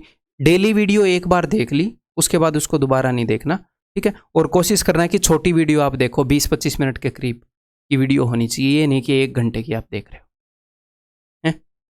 तो शायद ठीक है, क्लियर है। तो जब मंथली वीडियो है उसको 2x स्पीड पर या 1.5 गुना स्पीड पर करके एग्जाम के नियर, मान लो आपका एग्जाम है तो पिछले 1 साल की मंथली वीडियो 12 हो जाएंगी, तो आप 1 महीने पहले लग जाओगे उनको करने में। तो 2x स्पीड पर करके 2-2 बार देख डालो उनको, करंट अफेयर खत्म, सारे क्वेश्चन आपके हो जाए। Next, reading comprehension and para jumble. English के ऐसे टॉपिक हैं जो कि अंडरस्टैंडिंग बेस्ड होते हैं, तो इनको भी आप डेली कर सकते हो। कौन से बंदे, कई बंदे ऐसे हैं जिनको पैरा जंबल में काफ़ी दिक्कत आती है, रीडिंग कम्प्रीहेंशन में काफ़ी दिक्कत आती है। तो अगर आपके वीक हैं, अगर आपकी अंडरस्टैंडिंग वीक है तो आप ये कर सकते हो, अदरवाइज ये ज़रूरी नहीं है। अगर आपकी अंडरस्टैंडिंग ठीक ठाक, आप हिंदी मीडियम में पढ़े हो, तो रेगुलरली इनके मान लो 2-3 रीडिंग कम्प्रीहेंशन कर लिए और भाई 3-4 क्वेश्चन पैरा जंबल के कर लिए, तो क्या होगा, बिकॉज ये ऐसे टॉपिक हैं जो ओवर टाइम बिल्ड होंगे। ऐसा नहीं हो सकता कि आपने परसेंटेज पढ़ा, आपका परसेंटेज बिल्ड हो जाता है, तो ये टॉपिक ऐसे बिल्ड नहीं होते। अगर आपकी इंग्लिश वीक है तो अपनी कितनी वीक है उसके ऊपर quantity of questions according to your need आप डिसाइड कर सकते हो। आपको करना है नहीं करना है आप डिसाइड कर सकते हो। तो डेली के टचिंग टॉपिक पता लग गए, ये हमने डेली करने हैं, इसके अलावा हमने पढ़ना है बाकी, ठीक है। तो अब सबसे पहला अपना सब्जेक्ट आ जाता है जी, हाउ टू स्टडी जीके। तो जीके की सबसे बड़ी प्रॉब्लम ये है कि जीके का सिलेबस इतना वास्ट है कि स्टूडेंट बहुत इजीली मिसगाइड हो जाते हैं। तो don't try to cover everything available under sun, कि भाई जीके की जितनी भी किताबें मौजूद हैं मैं सारी पढ़ डालूं, ठीक है, वो बहुत बड़ी बेवकूफ़ी होएगी। क्योंकि हमने करना क्या है कि हम जितना टाइम किसी भी सब्जेक्ट को दे रहे हैं, उसके वर्सेस में हम मार्क्स कितने लेकर आ पा रहे हैं वो हमने ज़रूर देखना है। जितना टाइम हम इन्वेस्ट कर रहे हैं उसके अपोजिट में मार्क्स कितने मिल रहे हैं। 85 नंबर का तो है, और इतना वास्ट है कि आप कुछ भी पढ़ के चले जाओ फिर भी अलग जगह से क्वेश्चन आ सकते हैं। तो सब्जेक्ट के नेचर को जानते हुए उसके ऊपर हम जोर लगाने वाले हैं, ठीक है। तो जीके में आपने करना क्या है, ये चीज़ में मैं आपको बताऊंगा इसका मतलब क्या है। जीके के अंदर मैं आपको 2 बुक सजेस्ट करूंगा। नंबर 1, एक तो ये मेन बुक हो गई अपनी, मैं पर्सनली अरिहंत की एक बुक आती है मनोहर पांडे जिसके लेखक हैं, ये 3 जैसे ल्यूसेंट भी आती है ना, एक ल्यूसेंट बुक है, मेरे को पर्सनली ये पसंद है, बाकी ये दोनों सेम ही है, किसी को ये पसंद होती है किसी को ये, कोई फ़र्क नहीं है, इनमें से जो भी बुक आपके पास है इट्स गुड। ठीक है, ये जो बुक हैं ये पतली भी आती हैं, मोटी भी, शायद एक 30-35 की भी आती है, 80 की भी आती है, 120 की भी आती हैं। तो मैं पर्सनली मोटी वाली लाऊंगा क्योंकि उसमें सारा सिलेबस कवर हो जाएगा, या फिर आप मीडियम वाली लेकर आ सकते हो अगर वो बहुत मोटी लगे तो। ठीक है, वैसे मैं सजेस्ट करूंगा सबसे बड़ी वाली जो बुक आती है, उसके अंदर जीके के सारे सब्जेक्ट कवर हो जाते हैं। लेकिन जब आप फर्स्ट टाइम इस बुक को पढ़ेंगे या इस बुक को पढ़ेंगे तो आपको उतना समझ में नहीं आएगा, क्योंकि यहाँ पर डायरेक्ट फैक्ट्स हैं। आप हो सकता है आप रटने की कोशिश करो, लेकिन उतना मज़ा नहीं आएगा। अगर मैं आपको प्योर फैक्ट्स दे दूं तो आपको उतना मज़ा नहीं आएगा। अगर मैं आपको बोलूं कि आपको स्कूल में बुक्स लेकर जानी है, ऐसे हाथ में बुक्स, ज्योमेट्री, सब कुछ आप ऐसे लेकर जाओगे, या फिर मैं आपको बैग दे दूं कि इस बैग में डालकर ले जाओ, तो आपको अच्छा लगेगा ना। तो ऐसे एक स्पोर्ट सिस्टम होना जरूरी है जीके के फैक्ट्स को इकट्ठा करने के लिए। तो सर वो स्पोर्ट सिस्टम क्या है, मैं आपको बताऊंगा कि build skeleton and keep on putting muscles. पहले स्केलेटन, पहले हड्डियों का ढांचा बना दो जीके का, कि आपको ज्योग्राफी का बेसिक समझ में आ रहा है, आपको पॉलिटी का बेसिक समझ में आ रहा है। वो कहाँ से समझना है बताऊंगा। उसके बाद कितने भी मसल्स पुट ऑन कर लो, जिम है, कितने भी क्वेश्चन करते रहो, सारी इंफॉर्मेशन आपके अंदर आप स्टोर कर पाओ। तो मेनली आपको ये 2 बुक लेनी है। एक दूसरी बुक क्या है, दूसरी बुक है भाई साहब previous year questions chapter wise की बुक आती है। जैसे इंग्लिश की आती है ऐसे ही जीके की आती है किरण की। अभी इसकी फोटो मैं आपको दिखाऊंगा। इसके अंदर आज तक एसएससी के जितने भी क्वेश्चन आए हुए हैं सारे इस बुक के अंदर हैं। तो ये बुक हमने करनी है। कैसे करनी है बताऊंगा आपको। चलिए जी, पहले ये चीज बता देता हूं। देखो, जीके की ये बुक्स पढ़ने से पहले आपको बेसिक खाका तैयार करना है। पूरा सिलेबस कवर करने की मैं नहीं कहूँगा, एक ये तो समझ में आ जाए कि इंडियन पॉलिटी है क्या, हिस्ट्री के बारे में बेसिक चीज़ें तो समझ में आ जाए। तो मैं आपको थोड़ा सा स्टडी मटेरियल बताऊंगा उन 2 बुक्स के अलावा। अगर आप ये स्टडी मटेरियल करेंगे तो बहुत हेल्पफुल होगा। नंबर 1, इसको बाद में करेंगे, कि अगर आपको पॉलिटी कवर करनी है तो इवन की जो ऐप है उसके अंदर पॉलिटी की वीडियोस हैं, वो मैंने खुद बना रखी हैं। ये नहीं है कि उसके अंदर 100% इतना सिलेबस कवर हो जाएगा कि उससे बाहर आपको कुछ भी नहीं करना, और ये वीडियो भी बहुत छोटी छोटी हैं। लेकिन इससे आपको ये समझ में आ जाएगा पॉलिटी है क्या, फिर फैक्ट को रिटेन करने में मदद मिलेगी, स्केलेटन बिल्ड हो जाएगा पॉलिटी का।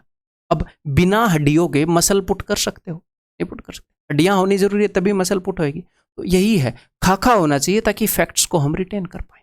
तो अब इवन की ऐप के अंदर, एक बार रुको मैं आपको दिखाई देता हूं। इवन की ऐप के अंदर आपको कहां पर मिलेगा,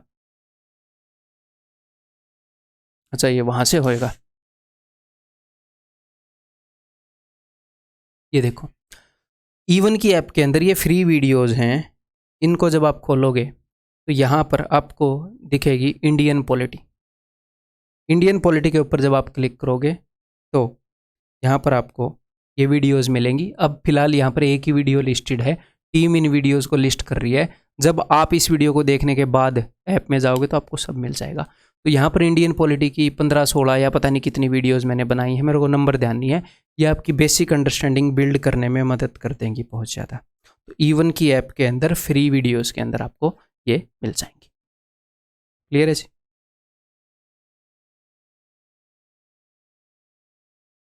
ठीक है, नेक्स्ट ज्योग्राफी के लिए। ज्योग्राफी की अगर आपको बेसिक अंडरस्टैंडिंग करनी है तो आपको 6th क्लास, 7th क्लास और 9th क्लास, 8th क्लास की मैंने जानबूझकर शिफ्ट की है, इसके ऊपर डीप रिसर्च कर रखी है, टेंशन मत लेना। ठीक है, 6th, 7th और 9th की एनसीईआरटी बुक्स हैं। अगर आप एनसीईआरटी बुक खरीदना नहीं चाहते, वैसे तो खरीद लेना, मेरे हिसाब से बहुत सस्ती सस्ती आती है एनसीईआरटी की बुक है। अदरवाइज एक ऐप है ई पाठशाला, उसके अंदर से आपको, गवर्नमेंट की ही ऐप है शायद अपनी है, उसके अंदर से आपको एनसीईआरटी की सारी PDFs class wise, chapter wise दी हुई हैं। वहाँ से आप डाउनलोड भी कर सकते हो इनकी पीडीएफ एक्चुअल बुक्स की। ठीक है, तो ज्योग्राफी की बेसिक अंडरस्टैंडिंग हो जाएगी। उसके बाद ज्योग्राफी के जितने भी फैक्ट्स आपने पुट ऑन करने हैं आप पुट ऑन कर पाओगे। तो पहले जीके के अंदर ये काम करना है, ये बाद में वो मेन काम हमने करना है। ठीक है, ऑक्सफोर्ड एटलस अगर आपके पास है, ऑक्सफोर्ड एटलस वो मैप वाली बुक होती है, वो अगर आपके पास है या आप अफोर्ड कर सकते हैं तो ले आएँ, अदरवाइज उतनी ज़रूरत भी नहीं है। अगर ला सकते हैं फिर तो बढ़िया है, उससे मैप देखने में अच्छी अंडरस्टैंडिंग होती है कभी ज़रूरत पड़े तो। ठीक है, हिस्ट्री के लिए आपने करना क्या है, आप दो काम मैं आपको बात बताऊंगा कि हिस्ट्री के अंदर अपने मेन कैरेक्टर्स हैं, जैसे कि भाई जिन्होंने कई कई काम किए हैं, जैसे अभी मेरे को तो पढ़े पता नहीं कितने दिन हो गए, मान लो भगत सिंह हो गए, गांधी जी हो गए, बाल गंगाधर तिलक हो गए, बहुत सारे लोग। काकोरी हत्याकांड नहीं, काकोरी रेल लूटी थी शायद है, और भाई एक और करतार सिंह सराभा हो गए, कई बंदे। जब आप हिस्ट्री की बुक पढ़ोगे, मान लो जब आप उसमें से करोगे मनोहर पांड्या ल्यूसेंट में से, तो आपको कुछ कुछ इंसिडेंट्स दिखेंगे, ये इंसिडेंट इस बंदे ने किया था। तो आपने करनी क्या है, आपने क्रिस्प, जैसे अपना वो हो गया खुदीराम बोस हो गया, तो उनकी क्रिस्प बायोग्राफी पढ़नी है मेन कैरेक्टर्स की, ये साइड का काम है। उससे क्या होगा, ऐसी बायोग्राफी नहीं पढ़नी कि एक बुक में दे रखी है जो वेबसाइट के ऊपर एक दो पेजेस में आ जाए, ऐसी बायोग्राफी। तो क्या होएगा, जब आप हिस्ट्री को पढ़ोगे तो आप फैक्ट्स को रिटेन कर पाओगे, अच्छा ये खुदीराम बोस यही था, इसने ये किया था, तो ये हेल्प करता है, ठीक है। और दूसरा, ऑनलाइन आर्टिकल से ये चीजें पढ़ लेनी है, और आपने इवेंट्स की टाइमलाइन बनानी है एक अलग से नोटबुक के अंदर। टाइमलाइन का क्या मतलब है कि भैया 1885 में ये हुआ था, मेन इवेंट्स की हिस्ट्री की अलग से अपनी बुक से अलग से लिख लेना। तो जब आप हिस्ट्री को रिवाइज करोगे तो आप ऐसे देख पाओगे कि गांधी ने कौन सा आंदोलन, ये आंदोलन तब किया, ये आंदोलन तब किया, अच्छा इस साल ये हुआ, इस साल ये हुआ, इस साल ये बंदा इतने साल के लिए जेल में चला गया, फिर इतने साल बाद ये छुट के आ गया, फिर इसने अखबार निकाल लिया, फिर इसने ये कर लिया, फिर इसने ये कर लिया। तो मेन इवेंट्स की एक टाइमलाइन बना लो, क्लियर है, किसी नोटबुक के अंदर बना लो, है। बीच बीच में आपको नई इवेंट ठूसने भी पड़ेंगे उसके अंदर एक बार, तो कोई दिक्कत नहीं है, एक अलग से नोटबुक, सिर्फ टाइमलाइन, इस साल में ये हुआ, इस साल में ये हुआ, इस साल में ये हुआ। तो हिस्ट्री का एक बेसिक स्केलेटन फिर से तैयार हो जाएगा, फिर आप फैक्ट्स को वहां पर पिरो पाओगे। डन। नेक्स्ट देन भाई बायोलॉजी जो है काफ़ी एक इंटरेस्टिंग सा सब्जेक्ट है। बायोलॉजी के लिए भी मैं आपको कुछ चीज़ें बता सकता हूँ कि साइंस की 9th क्लास की जो बुक है एनसीईआरटी की, वो आप पढ़ोगे, बायो की जो बेसिक अंडरस्टैंडिंग है वो आपकी काफ़ी बिल्ड हो जाएगी। यहाँ पर मैंने सारे सब्जेक्ट आपके कवर नहीं किए, जिन का मेरे को बहुत ही इफेक्टिव मटेरियल पता था वो सारे यहाँ पर कवर किए हैं, बाकी तो उस बुक से हो ही जाएंगे। इकोनॉमिक्स भी है मुझे पता है, उस बुक से हो ही जाएगी, ठीक है। और बायोलॉजी के एनिमेटेड वीडियोस अवेलेबल हैं, आपको यूट्यूब के ऊपर मिल जाएंगे। How our digestive system work, how heart work, how respiratory system works, तो ये यूट्यूब पर आप देखो, उससे आपकी बेसिक अंडरस्टैंडिंग हो जाएगी। फिर आप बायोलॉजी के चीज़ें वो पढ़ोगे तो आपको ज़्यादा बेटर समझ में आएंगे। तो पहले हमने स्केलेटन डेवलप करना है। और एक और बात, जब आप ये बुक्स पढ़ोगे मनोहर पांडे हैं, ये मान लो इसमें एक चीज़ आपने पढ़ ली बट आपको उसके अंदर डाउट आ रहा है, तो क्या करोगे, दूसरी बुक उठाकर लाओगे? नहीं, आप क्या करोगे, जो भी डाउट है स्पेसिफिक उसी डाउट के रिगार्डिंग वीडियो देख लो यूट्यूब पर, 5 मिनट 10 मिनट की वीडियो, या फिर उसी डाउट के रिगार्डिंग आर्टिकल पढ़ लो इंटरनेट पर। जीके टुडे एक वेबसाइट है, जो भी आपको डाउट है वो लिखो, साथ में जीके टुडे लिखो। अगर इस वेबसाइट वालों ने कोई आर्टिकल दे रखा होगा, मैं आपको हमेशा वो चीज़ सजेस्ट करूंगा जहां पर जो भाषा है वो बढ़िया होगी, आसान भाषा में आपको चीज़ें बताई गई होंगी। मैं इस चीज़ का फ़ैन हूँ, मैं फ़ैन हूँ कि ईजी और रिलेवेंट लैंग्वेज में कौन पढ़ा रहा है, कौन मटेरियल दे रहा है। मान लो मैं आपको बेस्ट मटेरियल दे दूँ, बेस्ट, लेकिन फ्रेंच में दे दूँ, तो इंग्लिश भी ईजी और मुश्किल हो सकती है। मैं आपको इंग्लिश में पढ़ा दूँ लेकिन इस तरीके से पढ़ा दूँ कि पल्ले ही ना पड़े, एक इंग्लिश में इस तरीके से पढ़ा दूँ कि हाँ पल्ले पड़ रहा है। तो जहाँ पर भी ईजी लैंग्वेज होती है वो मैं सारी चीज़ें आपको सजेस्ट कर रहा हूँ, ठीक है। तो जीके टुडे वेबसाइट के ऊपर आपको वो आर्टिकल्स मिल जाएंगे। क्लियर है जी, उसका डाउट वगैरह ये सारी चीज़ें क्लियर होगी। एक बार हमने बेसिक स्केलेटन बना लिया, अब जब आप मनोहर पांडे से करोगे तो भाई साहब आपको चीज़ें थोड़ी सी ज़्यादा समझ में आ रही होंगी। आप अब जब आप मनोहर पांडे करोगे, आपने एक बार कर ली है, या ल्यूसेंट करोगे, मैं एक बुक का ही नाम ले सकता हूँ एक बार में, ठीक है, कोई भी एक ले आना। तो क्या होएगा, पहली बार में सर क्या सारी याद हो जाएगी? नहीं याद होएगी। अगर आपको पहली बार में याद हो गई तो आपके दिमाग को खोल के रिसर्च करनी बनती है कि भाई साहब इसको क्यों याद हो रही है सारी, है ना। तो नॉर्मल ये है कि हमारे लिए भूलना, तो बार बार आपको करना पड़ेगा वो चीज़, बार बार। एक बार हो गई फिर दोबारा कर दो, 2 बार हो गई फिर दोबारा कर दो, फिर दोबारा कर दो, जब तक एग्जाम नहीं आ रहा। तो मान लो ये ठीक ठाक हो गई, 1 या 2 बार में, मान लो 3-4 बार हम अगर ना भी करें, 1 या 2 बार में ये ठीक ठाक हो गई, तो उसके बाद आप इस बुक को उठा लो। इस बुक के अंदर आज तक जितने भी क्वेश्चन आए हुए हैं वो हैं एसएससी के। सर इससे क्या होगा? इससे ये होएगा एग्जैक्टली वही पढ़ोगे जो पढ़ना चाहिए। जीके तो दुनिया जहान की है जो हमारे एग्जाम में आएगी। तो सर इसको हम कैसे पढ़ेंगे, अभी बता देता हूं। ये बुक है, मोटी सी बुक होगी, इसको देखकर आपको डर तो लगेगा, है? घर तक उठा कर लाने में भी भारी भारी महसूस होएगा, मोटी बुक है, ठीक है। लेकिन क्या है इसमें आपने करना क्या है, मान लो पॉलिटी के सारे क्वेश्चन दिए हुए हैं आज तक जो आए, फिर ज्योग्राफी के सारे क्वेश्चन दिए हुए हैं, हिस्ट्री के सारे क्वेश्चन दिए हुए हैं आज तक जो आए। एक तो आप इसको रिवर्स में स्टार्ट कर सकते हो। रिवर्स में कैसे स्टार्ट कर सकते हो, पहले उस क्वेश्चन को मत पढ़ो जो 1999 में पूछा जा रहा था, पीछे से स्टार्ट कर दो, है ना भैया। जो लेटेस्ट है वो पहले पढ़ेंगे। और एक दिन आपने पॉलिटी के 50 क्वेश्चन कर लिए, एक अगले दिन आपने ज्योग्राफी के 50 क्वेश्चन कर लिए, अगले दिन हिस्ट्री के क्वेश्चन। मान लो पॉलिटी के ही आपको 1500 क्वेश्चन मिले, तो 50-50 करोगे तो आपको 30 दिन लग जाएंगे। तो 1 महीने तक आप सिर्फ पॉलिटी पढ़ते रहोगे, सारे सब्जेक्ट साथ लेकर चलने हैं और कंप्लीट रिवीजन हो ही रहा है। सिलेबस आपने कर लिया, क्वेश्चन के माध्यम से रिवीजन हो रहा है। बुक के पीछे क्वेश्चन की एक्सप्लेनेशन भी बढ़िया लगी मेरे को इस बुक के अंदर। अगर आपको कोई क्वेश्चन नहीं आ रहा, अब क्या है, अब आप क्वेश्चंस के माध्यम से नॉलेज को गैदर कर रहे हो। स्केलेटन बिल्ड कर लिया, आप मसल्स कितनी भी बिल्ड करनी है जीके के अंदर, और फैक्ट्स, तो धीरे धीरे वो पुट ऑन हो ही जाएंगे, कोई दिक्कत नहीं है अंडरस्टैंडिंग के बाद। और जब तक पेपर होएगा हम पुट ऑन करते रहेंगे। बट हमने टाइम फिक्स करना पड़ेगा। ये नहीं है कि जीके को सारा टाइम दे दिया कि भैया रोज अब मैं 50 क्वेश्चन कर रहा हूँ, इससे ज़्यादा टाइम नहीं, अब मैं बाकी सब्जेक्ट को दे रहा हूँ, ठीक है। तो पॉलिटी के किए, फिर ज्योग्राफी के किए, फिर हिस्ट्री के किए, फिर साइंस के किए, फिर वो किए, फिर दोबारा पॉलिटी पे, ऐसे ऐसे आके ऐसे करके इस बुक को खत्म कर लो। 50 की जगह 100 करने की गुंजाइश है तो 100 कर लो। जो चीज़ें मैं बता रहा हूँ उनको आप फ्लेक्सिबल बना सकते हो, ठीक है। तो ये 2 बुक्स हो गई। इसके अलावा कुछ एक्स्ट्रा मटेरियल हो गया जो मैंने आपको बताया है जीके के अंदर, it is more than enough. और एक स्टैटिक जीके किस तरह की आती है, तो भैया आज के दिन जिस तरह की स्टैटिक जीके पूछी जा रही है उसी के अकॉर्डिंग तैयारी करोगे तो रिसेंट प्रीवियस ईयर पेपर्स हैं वो E1 की ऐप पर आपको मिल जाएंगे। E1 की ऐप पर कहाँ पर मिलेंगे, फिलहाल आज के दिन ये कहाँ पर मिलेंगे वो मैं आपको बता देता हूँ।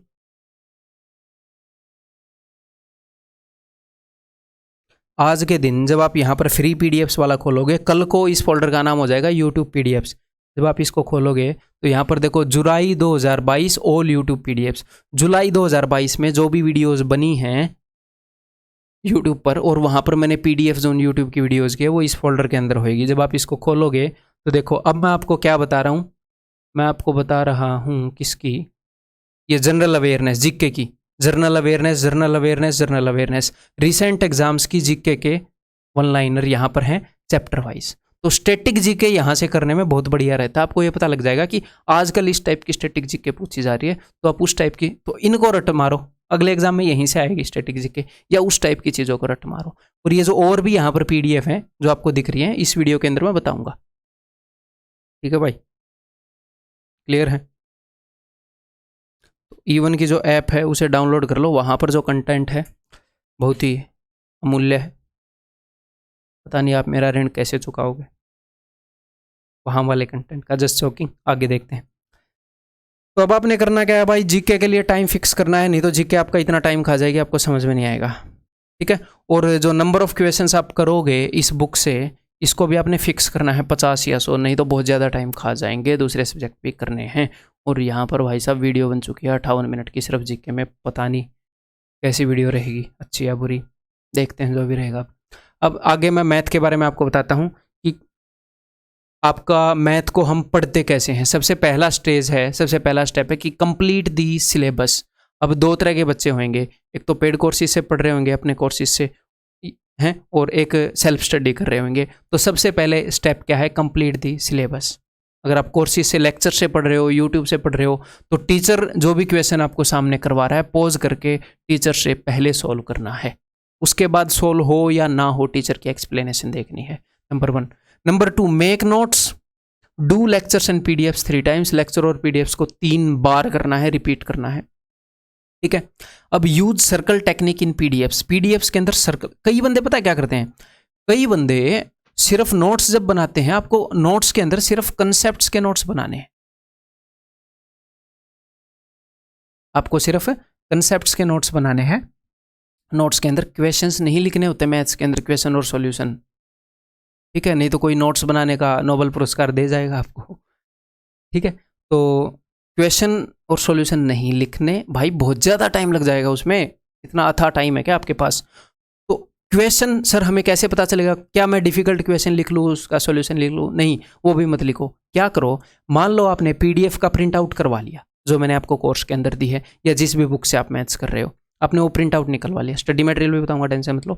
तो आप उस क्वेश्चन को करते जा रहे हो, आपने वो चैप्टर मेरे से सीख लिया है, अब आप उसको कर रहे हो, तो जो क्वेश्चन आपसे नहीं हुआ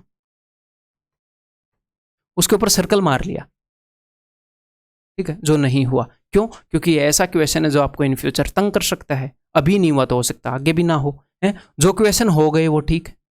तो जब आप नेक्स्ट टाइम पूरी पीडीएफ को रिवाइज करना है, जब आप पूरी पीडीएफ को रिवाइज करोगे तो मान लो ये क्वेश्चन हो गया, तो सर्कल को मिटे दो। लेकिन एक ऐसा क्वेश्चन था चौथा, जो पहली बार भी नहीं हुआ था, आपने सर्कल मार दिया कि भैया ये तो वो वाला क्वेश्चन है, और अब की बार भी नहीं हुआ, तो इसका सर्कल बढ़ा दो। तो आप क्या कर रहे हो, आप अपने अकॉर्डिंग पीडीएफ को कस्टमाइज कर रहे हो, अपने अकॉर्डिंग, हर एक स्टूडेंट की अपने अकॉर्डिंग कस्टमाइज हो जाएगी। अगली बार भी नहीं हुआ, 3 सर्कल मार दो, फिर आपको ये पता होगा ये जो 3 सर्कल वाले क्वेश्चन है, 2 सर्कल वाले क्वेश्चन है, एग्जाम से पहले करने हैं। अब एक और बात, मान लो चौथी बार रिवाइज कर रहे हो, फिर ये हो गया, तो एक सर्कल मिटा दो, अभी भी इसके 2 सर्कल तो रहते हैं, 2 सर्कल उधार। अगली बार फिर हो जाए तो फिर मिटा दो, अगली बार फिर हो जाए, तो जिस दिन आपकी पीडीएफ सारी साफ हो गई, मतलब अब कोई क्वेश्चन अटकने वाला नहीं है, अटकने की बात नहीं बनती। अब अगर आपके एग्जाम में मार्क्स नहीं आ रहे तो इसका मतलब टाइम मैनेज करना नहीं आ रहा, नॉलेज की कमी नहीं है। समझ गए? क्लियर? तो ये टेक्निक यूज करनी है भाई। Attempt a lot of mock test, बहुत सारे मॉक टेस्ट आपने अटेम्प्ट करने हैं। तो मैथ का ये स्टेप है करने का, सिलेबस करो, नोट्स बनाओ, टीचर से पहले सॉल्व करो जब सिलेबस कर रहे हो, हैं उसके नोट्स को और क्वेश्चन को 3 बार एटलीस्ट करो, ये वाली टेक्निक यूज करो, पूरी जो भी आप पीडीएफ से कर रहे हो पूरी पीडीएफ को साफ कर दो एग्जाम में जाने से पहले, बार बार रिवाइज करके, और बहुत सारे मॉक टेस्ट हो ताकि आप टाइम मैनेज कर पाओ। अब सर स्टडी मटेरियल मेरे भाई जो, अच्छा और एक और बात मैं आपको बताना चाह रहा था यार, वीडियो कुछ ज़्यादा ही भयंकर ही लंबी होगी, मैंने सोचा भी नहीं था, चलो ठीक है, अब जो भी है, कि जो E1 कोचिंग सेंटर के कोर्सेज हैं उनके ऊपर कल जो है वो ऑफ़र बंद हो जाना चाहिए था, लेकिन मैं ये वीडियो बना रहा था और वीडियो बहुत इम्पैक्टफुल रहेगी स्टूडेंट के लिए, तो इसीलिए मैंने जो प्राइसेस हैं वो डाउन ही रखे, उनको बढ़ाया नहीं है। तो फिलहाल जो E1 कोचिंग सेंटर की ऐप है उसके अंदर जो कोर्सेज हैं वो लो प्राइस पर हैं, मतलब इतने लो प्राइस पर हैं कि आगे इतने लो प्राइस पर नहीं होंगे इतनी फीस में, बिकॉज हमने नए कोर्स की लॉन्चिंग की थी। इसलिए अगर आप कोर्सेज के अंदर इंटरेस्टेड हैं, मेरे से पढ़ना चाह रहे हैं, तो अभी बेस्ट टाइम होएगा इन कोर्सेज को लेने का। वहाँ पर जो प्राइस है वो लोएस्ट ही हम जो रख सकते थे वो अभी लिस्टेड है, ठीक है। और मैथ का स्टडी मटेरियल जो कोर्स जिसने ले रखा है, मेरी वीडियो और जो पीडीएफ जो मैं आपको दे रहा हूँ that is more than enough, एक सिंगल क्वेश्चन भी बाहर से मत लाना, उनको प्रिंट आउट करा के वहाँ से काम चला लो, मतलब कि उन्हीं को कर लो, है वो, उससे बाहर कुछ ज़रूरत नहीं है। सेल्फ स्टडी, जो बंदे सेल्फ स्टडी करेंगे उनके लिए अब मैं मटेरियल बता दूँ कि भाई मैंने जो फ्री मटेरियल दे रखा है उसको आप कैसे बेस्ट यूज़ कर सकते हो।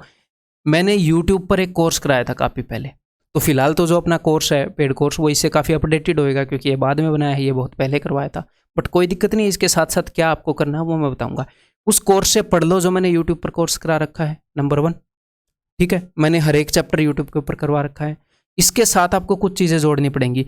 ऐप के अंदर मैंने पीडीएफ दे रखी है, math PDF by Bhutesh sir. Sir app के अंदर पीडीएफ कहाँ पर है? थोड़ी देर पहले दिखाई थी ना, है ना, वहीं पर है, या दिखाई देता हूँ, थोड़ी देर पहले दिखाई थी अपनी ऐप के अंदर यूट्यूब पीडीएफ्स नाम से, वहीं पर आपको मिल जाएगी, ठीक है। टियर 2 सीरीज, हाँ अभी मेरे को दिखाना ही पड़ेगा ऐप के अंदर।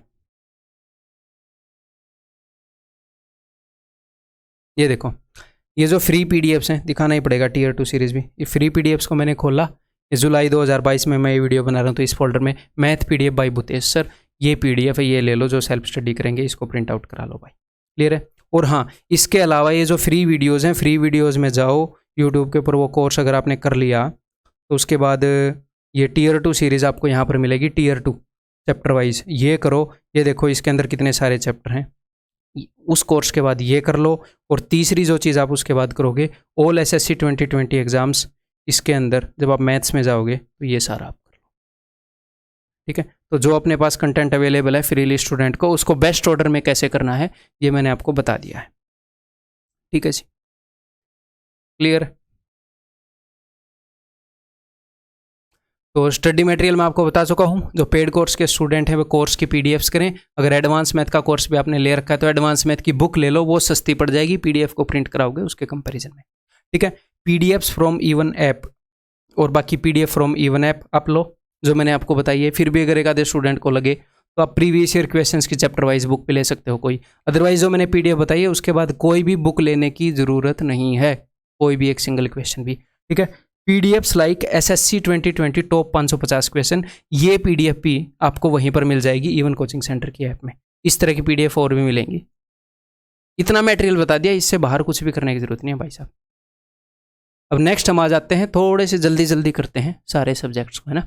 1 घंटे की वीडियो बन चुकी है। इंग्लिश, जीके बहुत वास्ट सब्जेक्ट था, बताने में भी ज़्यादा टाइम लग जाता है। English, how to study, English को कैसे पढ़ना चाहिए। नंबर 1, इंग्लिश के अंदर एक पोर्शन है जी ग्रामर का पोर्शन। तो ग्रामर के अंदर मान लो आप अपने कोर्स के अंदर पढ़ रहे हो, किसी भी कोर्स के अंदर पढ़ रहे हो, तो जो आप वीडियोस देखोगे, वाच कंसेप्ट्स होते हैं इंग्लिश के या रूल्स होते हैं, कुछ भी बोल लो, कंसेप्ट्स या रूल, तो आप उन रूल्स को वीडियो अगर देख रहे हो तो उसको 2 बार देखो लगातार। एक बार देख ली, अगली बार फिर से देख ली, अगली बार चाहे स्पीड बढ़ा के देख ली, ताकि अंडरस्टैंडिंग ज़्यादा हो जाए, ठीक है। अगर आप बुक पढ़ रहे हो, स्टडी मटेरियल भी बताऊंगा, तो मान लो पहली बार, मैं जो बुक्स प्रेफर करता हूँ, मैं प्लिंथ टू पैरामाउंट प्रेफर करता हूँ स्टूडेंट को बताना। इसी के इक्विवेलेंट एक और बुक है, अगर आपके पास एसपी बख्शी है तो ये भी रख लो। मैंने ये पर्सनली पढ़ी नहीं है, बट भाई मतलब ये भी यूज़फुल है, मुझे पता है जिस हिसाब का रिस्पॉन्स है। मैं पर्सनली मैंने ये पढ़ कर देखी है, ये है तो ये बेस्ट है, ये है तो ये बेस्ट है। कोई भी नहीं है तो मैं बोलूँगा प्लिंथ टू पैरामाउंट ले आओ वॉल्यूम 1, ठीक है। तो करना क्या है भाई साहब, करना आपने ये है, मान लो आप बुक पढ़ रहे हो या वीडियो देख रहे हो, पहले आपने रूल्स पढ़े, ठीक है, चैप्टर पूरा हो गया, आप दोबारा वीडियो को देख लो स्पीड बढ़ा के, या दोबारा बुक को पढ़ लो। सर उसके बाद क्या करना है, उसके बाद आपने ये करना है, अब मेरी बात को ध्यान से सुनो। मान लो बुक के एंड में, चाहे आपने कोर्स ले रखा है, एक बुक जरूर ले आना, प्लिंथ टू पैरामाउंट या एसपी बख्शी। तो जब आप उस चैप्टर के एंड में क्वेश्चन कर रहे हो, ठीक है, आपने पहला क्वेश्चन किया, कई बार बच्चे पता क्या करते हैं, मान लो 50 क्वेश्चन है इंग्लिश के, 50 क्वेश्चन सोल्व कर दिए, फिर वो देखेंगे कौन सा ठीक है कौन सा गलत है, फिर जो जो क्वेश्चन गलत है ना उनकी एक्सप्लेनेशन देखेंगे गलत क्यों है। लेकिन जो क्वेश्चन उसने ठीक किए उनमें से भी 5-7 ऐसे क्वेश्चन हैं आपने ठीक अलग रीजन से किए, लेकिन वो ठीक अलग रीजन से हैं। नहीं समझे मेरी बात। आप सोचे कि ये ठीक, आपने ऑप्शन डी ये सोचकर मारा, मान लो फाइंड द एरर ही है, आपने ऑप्शन डी मारा कुछ और सोचकर कि ऑप्शन डी है इस कारण से, एक्चुअल ऑप्शन डी होने का अलग कारण है, फिर आपके दिमाग में तो गलत नॉलेज अभी भी भरी पड़ी है। तो क्वेश्चन ऐसे नहीं करने कभी भी इंग्लिश के कि 50 क्वेश्चन कर दिए फिर की मैच कर रहे हैं, नहीं। एक क्वेश्चन किया, मैं ऐसे करता था, फिर पीछे पेज रख लेता था कि भाई अगला क्वेश्चन का आंसर मुझे नहीं दिखे, नहीं तो मुझे पता ही लग जाएगा ई में एरर है, डी में एरर है, जो भी है। एक क्वेश्चन किया, फिर पीछे देखता था, ए है, फिर ए क्यों है, मेरा रीजन कई बार अलग होता था, उत्तर यही आता था, मेरा अलग है उसका अलग है। तो ठीक हुआ ना कि भाई तुम जो रीजन दे रहे थे वो ठीक नहीं है, तो ऑन द स्पॉट करेक्ट हो गया ना, नहीं तो वो करेक्ट ही नहीं होता। तो और अगर मान लो आपका जो रीजन ठीक है और बुक के अंदर भी वही रीजन है, तो रिवाइज हो गया, वो क्या हो गया और स्ट्रॉन्ग हो गया कि अच्छा हाँ ये रूल मैं पकड़ पा रहा हूँ। तो इस तरीके से करनी है, कंप्लीटली समझ गए। ओके, देन वोकैब कैसे करेंगे, डेली टच में बता रखी है, वहीं से वोकैब हो जाएगी और कुछ करना नहीं, ठीक है। देन कॉम्प्रीहेंशन या तो आप डेली टच में कर सकते हो। कॉम्प्रीहेंशन का क्या मतलब है, reading comprehension, para jumble, daily touch में मैंने आपको बताया था। और अगर आपको मूवीज़ अच्छी लगती हैं तो भाई नॉवल पढ़ लो, मज़ेदार बात है, मतलब इंग्लिश की इंग्लिश आती रहेगी, जो आपका टाइम पास का 45 मिनट है वो बहुत ही प्रोडक्टिव हो जाएगा। नेक्स्ट, अब स्टडी मटेरियल देखते हैं। तो अपनी एक बुक हो गई प्लिंथ टू पैरामाउंट या SP Bakshi, previous year question की चैप्टर वाइज बुक, क्योंकि आप यहीं से तो करोगे ना वो डेली वाली वोकैब कहाँ से करोगे, यहीं से करोगे, जो मैंने बताई वोकैब, वन वर्ड सब्स्टिट्यूशन वगैरह, ठीक है। तो ये बुक हो गई भाई, ठीक है। Then word power made easy भी एक ले आओ। इसके अंदर आपने क्या करना है, स्टार्टिंग की 1/3 बुक पढ़ लो, ये बहुत ही मोटी सी बुक होगी, सिर्फ तीसरा हिस्सा पढ़ लो। इसके अंदर 3 पार्ट हैं, पार्ट 1, पार्ट 2, पार्ट 3, एक ही बुक के अंदर लेखक ने डिवाइड कर रखा है इसको, ठीक है। तो 1/3 पार्ट पढ़ोगे तो क्या होएगा, जो रूट वर्ड्स वाले जो हमसे रिलेवेंट है हमारे एग्जाम से, वो आपके सारे कवर हो जाएंगे। डन। देन इसके अलावा अगर कोई भी वर्ड मीनिंग आपका फंस जाए और आपने वो देखना है, किसी वर्ड का मीनिंग नहीं आ रहा, तो कहाँ से देखोगे, डिक्शनरी की ऐप कोई डाउनलोड करोगे या कहीं ना कहीं से तो देखोगे। बेस्ट जगह उस वर्ड को देखने की vocabulary.com एक वेबसाइट है, vocabulary.com खोलो, वहाँ पर वर्ड को सर्च करो, बहुत ही अच्छे से एक्सप्लेन कर रखा है, आपका जो वर्ड है वो दिमाग में बैठ जाएगा। अगर वो वर्ड आपको लगता है इंपॉर्टेंट है, बुक मार्क कर लो, उस वेबसाइट पर एक बार अपना अकाउंट बनाना पड़ेगा, वो जीमेल वगैरह से अकाउंट बनाते हैं ना, ताकि जो भी वर्ड को आपने बुक मार्क किया, आप कौन से वर्ड को देखोगे जो अपने एग्जाम से रिलेवेंट है, आपने उसको बुक मार्क किया तो वहाँ पर रिलेवेंट वर्ड्स भी बुक मार्क हो जाएंगे आपके, अगर आप उस वर्ड को बार बार बोल रहे हैं तो काफ़ी बढ़िया है। और इसका पेड वर्जन मत लेना, पेड वर्जन जो ऐप है उससे बेटर वेबसाइट ही है, मैंने पेड वर्जन लेकर देखा था, ठीक है, कुछ नया मिला नहीं। मैं आपको बता रहा हूँ ना, देखो एक और बात यहाँ पर बता देता हूँ कि पेड कोर्सेज जो हैं उनके प्रति स्टूडेंट कई बार ये सोचते हैं कि मैं तो पेड कोर्सेज से नहीं पढ़ूंगा, पेड कोर्सेज बेच बेच के टीचर्स ने क्या कर दिया, मैं तो फ्री में सेल्फ स्टडी कर लूँगा। वो थोड़ी सी नेगेटिव कॉनोटेशन इनके प्रति रखते हैं। भाई एक बंदा जिसका 5, 7, 12 साल का एक्सपीरियंस है, जितने भी साल का है, वो आपको पढ़ा रहा है, और आज के दिन पेड कोर्सेज कितने सस्ते हैं, 2000 के अप्रोक्स किसी भी सब्जेक्ट का 1 साल के लिए आप वैलिडिटी ले लो, कितने सस्ते हैं।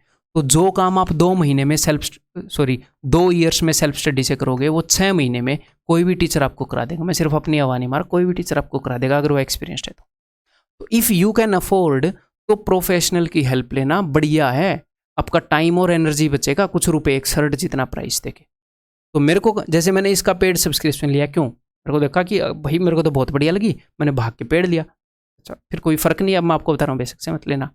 तो अगर बेस्ट प्लेस अगर इन्वेस्टमेंट का कहीं पर भी है तो सीखने में है। अगर मैं कुछ चीज़ सीखना चाह रहा हूँ, हाउ टू मैनेज बिजनेस, मैंने 10,000 का कोर्स लिया था, 10,000 का, हाँ ठीक है। तो अपनी लर्निंग में इन्वेस्टमेंट करना, उसका रिटर्न ऑफ इन्वेस्टमेंट बहुत हाई होता है। मैं हाउ टू मैनेज बिजनेस सीख रहा हूँ, फिर बिजनेस को अच्छे से मैनेज कर कितने ज़्यादा रुपए कमा सकता है बंदा। अगर आप अपनी लर्निंग पर इन्वेस्ट कर रहे हैं तो उसका रिटर्न ऑन इन्वेस्टमेंट बहुत हाई होता है। तो अगर आप अफोर्ड कर सकते हैं, मैं सिर्फ अपने पेड कोर्स की नहीं बोल रहा, आप प्रोफेशनल की हेल्प लीजिए, जिस भी टीचर से आपका समझ आता है, अगर अफोर्ड कर सकते हैं तो ठीक है। आज के दिन ऑनलाइन एजुकेशन बहुत सस्ती हो गई है, अगर नहीं कर सकते तो साथ के साथ मैं सेल्फ स्टडी का मटेरियल आपको बता ही रहा हूँ। तो नेगेटिव कॉनोटेशन नहीं रखनी, कुल मिलाकर मैं ये बात बोल रहा हूँ, ठीक है। देन ईवन की ऐप से वीडियोज आप देख सकते हो। ईवन की ऐप का भाई बार बार जिक्र आ रहा है, मामला ही इतना सेट कर दिया हमने उसके अंदर। तो वो कैब के लिए क्या कर सकते हो भाई, वो कैब के लिए ये जो फ्री वीडियोज़ हैं इसके ऊपर क्लिक कर रहा हूँ, ठीक है। अब जब यहाँ पर ये देखो वोकैबुलरी वीडियोज़, इसके ऊपर क्लिक करोगे वोकैबुलरी के ऊपर, तो आपके भाई ने पर्सनली है, ये फोटो नरवीर सर का आ गया है, बट ये मैंने वीडियो बना रखी है, ईडियम्स एंड फ्रेजेस की वीडियो देखोगे, ठीक है। बहुत सारे ईडियम फ्रेजेस यहाँ पर कवर हैं। वन वर्ड सब्स्टिट्यूशन देखोगे, बहुत सारे वन वर्ड सब्स्टिट्यूशन यहाँ पर कवर है। मज़ेदार तरीके से आपको वो कैब कराई हुई है, आपके दिमाग में फिट नहीं कर दी तो मतलब आपका दिमाग ख़राब है, मेरे में कोई कमी नहीं है, ठीक है। बढ़िया तरीके से पढ़ा रखा है। तो वो कैब के लिए मैंने आपको मटेरियल बता दिया है, स्टडी मटेरियल क्लियर है। तो इंग्लिश अपना कवर हो गया, बुक्स जो हैं वो भी कवर हो गई अपनी। अब आगे हम चलते हैं जी रीजनिंग पर। रीजनिंग एक ऐसा सब्जेक्ट है, इसको अगर हम थोड़ी सी इज्जत दे दें तो बदले में बहुत ज़्यादा इज्जत देता है, यानी कि कम एफर्ट लगाकर बहुत ज़्यादा मार्क्स इसके अंदर स्कोर किए जा सकते हैं। अगर कोई बंदा इसके अंदर 45 से कम मार्क्स स्कोर कर रहा है तो भाई साहब क्राइम है, पुलिस को पकड़ना चाहिए, क्योंकि इतने मार्क्स आप लेकर आ सकते हो। टारगेट 50 का होता है, 45 से कम नहीं आने, ठीक है। तो रीजनिंग को कैसे पढ़ना है भाई, एक बार सिलेबस को कंप्लीट कर लो, हैं सेल्फ स्टडी से, कोर्स से, हैं एक बार सिलेबस को कंप्लीट कर लिया। Do a lot of sectional test. Sectional test का क्या मतलब है, मान लो जो एसएससी के पेपर्स हो रहे हैं तो रीजनिंग के 50 क्वेश्चन आते हैं, सिर्फ रीजनिंग का टेस्ट दो, सिर्फ रीजनिंग का, जो प्रीवियस ईयर पेपर है उनसे सिर्फ रीजनिंग का टेस्ट दो, देते रहो, रोज एक टेस्ट दो, कितनी देर में खत्म हो जाएगा, 15 मिनट में खत्म हो जाएगा मैक्स, ठीक है। तो कई सारे, एटलीस्ट आपने 100 टेस्ट इसके देने हैं। अब आप बोलोगे सर इतने सारे, अरे रोज 15 मिनट लग रही है। उसके बाद कितना भयंकर ये स्ट्रॉन्ग होने वाला पता है आपको, आपके नंबर 50 में से 48 या 50, 49, 47 ऐसे आएंगे, ठीक है। तो रिटर्न ऑन इन्वेस्टमेंट बहुत हाई है रीजनिंग की, सारे सब्जेक्ट के कंपेरिजन में सबसे हाई है। Keep on doing regularly till exam, और एग्जाम तक इसकी प्रैक्टिस। कई बार बच्चे क्या हो जाते हैं, रीजनिंग में ओवर कॉन्फिडेंट हो जाते हैं और फिर उनके 40 नंबर आते हैं, वहाँ पर 35 नंबर आते हैं। ईजी है तो उसमें मार्क्स स्कोर करो। अगर कई बच्चे ओवर कॉन्फिडेंट हो जाते हैं, रीजनिंग तो ईजी है भाई, तुम्हारे लिए ईजी है तो सबके लिए ईजी है, ऐसे सोचो कि आपका कुछ अलग ही लेवल का दिमाग है। नंबर लाओ, अगर वो ईजी है तो 50 में से 50, 50 में से 48, फ़ायदा उठाओ, तभी बढ़िया रैंक आएगी। क्लियर है। तो हाउ टू स्टडी बता दिया। एक बार सिलेबस करने के बाद इतने टेस्ट दे दो कि नंबर कम से कम कटें या ना कटें। तो भैया इसका स्टडी मटेरियल, अगर आप पेड कोर्स से पढ़ रहे हैं तो पेड कोर्स की पीडीएफ प्रिंट आउट करा लीजिए। अगर हमारे पेड कोर्स से पढ़ रहे हैं तो पीडीएफ प्रिंट आउट मत कराइए, कमल सर की बुक है वो ले लीजिए। क्यों? पीडीएफ की प्रिंट आउट की कॉस्ट से सस्ती पड़ेगी, फ्लिपकार्ट पर लिस्टेड है, मेरी बुक भी फ्लिपकार्ट पर लिस्टेड है एडवांस मैथ की। क्लियर है? देन या फिर अगर आपके पास कोई एग्जिस्टिंग बुक है रीजनिंग की तो एक book is more than enough, उसके बाद और बुक मत लीजिए। कोई भी बुक ले ली है तो रिलेवेंट बुक ले ली है तो दैट्स इट। अगर बुक नहीं ली है तो ये बुक आपके लिए बेस्ट रहेगी, अपडेटेड बिल्कुल बुक है। फिलहाल जो रीजनिंग का पैटर्न आया है वो भी इसके अंदर है सारा। क्लियर है? नेक्स्ट हमने स्टडी मटेरियल कर लिया, कोर्स की पीडीएफ या कोई भी एक बुक। देन उसके बाद प्रीवियस ईयर पेपर्स की पीडीएफ प्रैक्टिस के लिए इवन की ऐप में कुछ दिनों में दे देंगे previous year paper. Complete reasoning revision video, हाँ इवन की ऐप के अंदर एक कंप्लीट रिवीजन रीजनिंग की रिवीजन की वीडियो है और टियर 1 सीरीज है। अब आप बोलोगे सर ये क्या भला है, अभी बता देता हूँ। तो भाई साहब इस ऐप को आप जरूर डाउनलोड कर लेना। ये देखो फ्री वीडियोस को खोलो, ठीक है, यहाँ पर कंप्लीट सब्जेक्ट रिवीजन वीडियो है। तो ये रीजनिंग है, तो क्या है ये एक वीडियो जो है ये 12 घंटे की वीडियो है, पूरी रीजनिंग को रिवाइज करा देगी, एसएससी की पूरी रीजनिंग को, एसएससी और रेलवे की पूरी रीजनिंग को। क्लियर है? एक वीडियो के अंदर सारे एरियाज को टच कर देगी। ये आप देख सकते हो, ये भी एक बढ़िया मटेरियल है। देन नीचे अगर आप चलोगे, ऑल एसएससी के 2020 में जितने भी एग्जाम हुए उनको हमने चैप्टर वाइज करा रखा है, सब मैथ इंग्लिश रीजनिंग सब में। तो रीजनिंग के ये देखो, ये मैं आपको सारा बढ़िया बढ़िया मटेरियल, जो भी मटेरियल मैं आपको बता रहा हूँ ना भाई साहब, उसके अंदर इतना दम है कि मैं उसको मिस नहीं कर सकता बताने से, ज़बरदस्त है इसलिए बता रहा हूँ। नेक्स्ट कि जो पेड कोर्सेज है वही सारे पेड कोर्सेज की फीस फिलहाल डाउन है, तो this will be best time. अगर आप इसके अंदर इंटरेस्टेड हैं, रीजनिंग का भी आप कोर्स ले सकते हैं। क्लियर है? Next time management. तो टाइम मैनेजमेंट की जो टिप्स है ना, मैं इसी वीडियो के अंदर आपको बताने वाला था। सर क्या अभी नहीं बताओगे? क्योंकि मुझे पता था कि वीडियो बहुत ज़्यादा लंबी हो जाएगी, तो एक वीडियो मैंने बना रखी है, मैं उसी वीडियो को ऐड करने वाला था इसी वीडियो के पीछे, तो मैं उस वीडियो को ऐड नहीं करूँगा। उस वीडियो का मैंने डिस्क्रिप्शन में लिंक दिया होगा, लिंक इन दी डिस्क्रिप्शन है, कि हाउ टू अटेम्प्ट पेपर है इस टाइप से, तो वहाँ से आप देख सकते हैं। और फिलहाल वो देखना आपके लिए ज़रूरी भी नहीं है। क्यों? क्योंकि वो वीडियो कब देखनी है? वो वीडियो तब देखनी है जब आप मॉक टेस्ट स्टार्ट कर दो। तो जिस तरीके से आप मॉक टेस्ट को अटेम्प्ट करोगे उसी तरीके से आप मेन पेपर को अटेम्प्ट करोगे। जैसी प्रैक्टिस करोगे वही तो दिखेगा। तो जो आप मेन पेपर में चाहते हो वो काम मॉक टेस्ट में करो, 100 मॉक टेस्ट में कर दो, 150 मॉक टेस्ट में कर दो, फिर आपको कोई रोकेगा उस काम को करने से? कोई नहीं रोक सकता। ठीक है? सिर्फ गेट वाला रोक सकता है अगर आप लेट पहुंचे एग्जाम सेंटर पर। ठीक है? तो ये गलती मत करना। तो उस वीडियो का लिंक मैंने वीडियो के डिस्क्रिप्शन में दे दिया है, लेकिन जब आप मॉक टेस्ट देना स्टार्ट करें तो आपने यूट्यूब पर सर्च करना है how to attempt SSC CGL, मेरी वीडियो आ जाएगी है, तो फिर वो वीडियो देखनी है। उसी तरीके से आपने मॉक टेस्ट को अटेम्प्ट करना है। आज वो बताने का इतना फ़ायदा भी नहीं था, आज जो बताने का फ़ायदा था वो मैंने आपको बता दिया है। तो मेरे ख्याल ये वीडियो काफ़ी फ्रूटफुल रही होगी आपके लिए, और मैं भी इस तरह की वीडियो बनाने में मेरे को बहुत मज़ा आता है कि बच्चों का जो रास्ता है जिसको वो बहुत मुश्किल मान कर बैठे हैं उसको मैं आसान कर दूँ, सेटिस्फेक्शन सी मिलती है। तो इस वीडियो के अंदर इतना ही, जितना टाइम आपने इन्वेस्ट किया होगा उम्मीद है उससे ज़्यादा का रिटर्न आप निकाल लेंगे। और भाई डरना नहीं है, ठीक है? क्या है, मुझे एक बात बताओ, एसएससी सीजीएल क्या है? कोई भी एग्ज़ाम क्या है?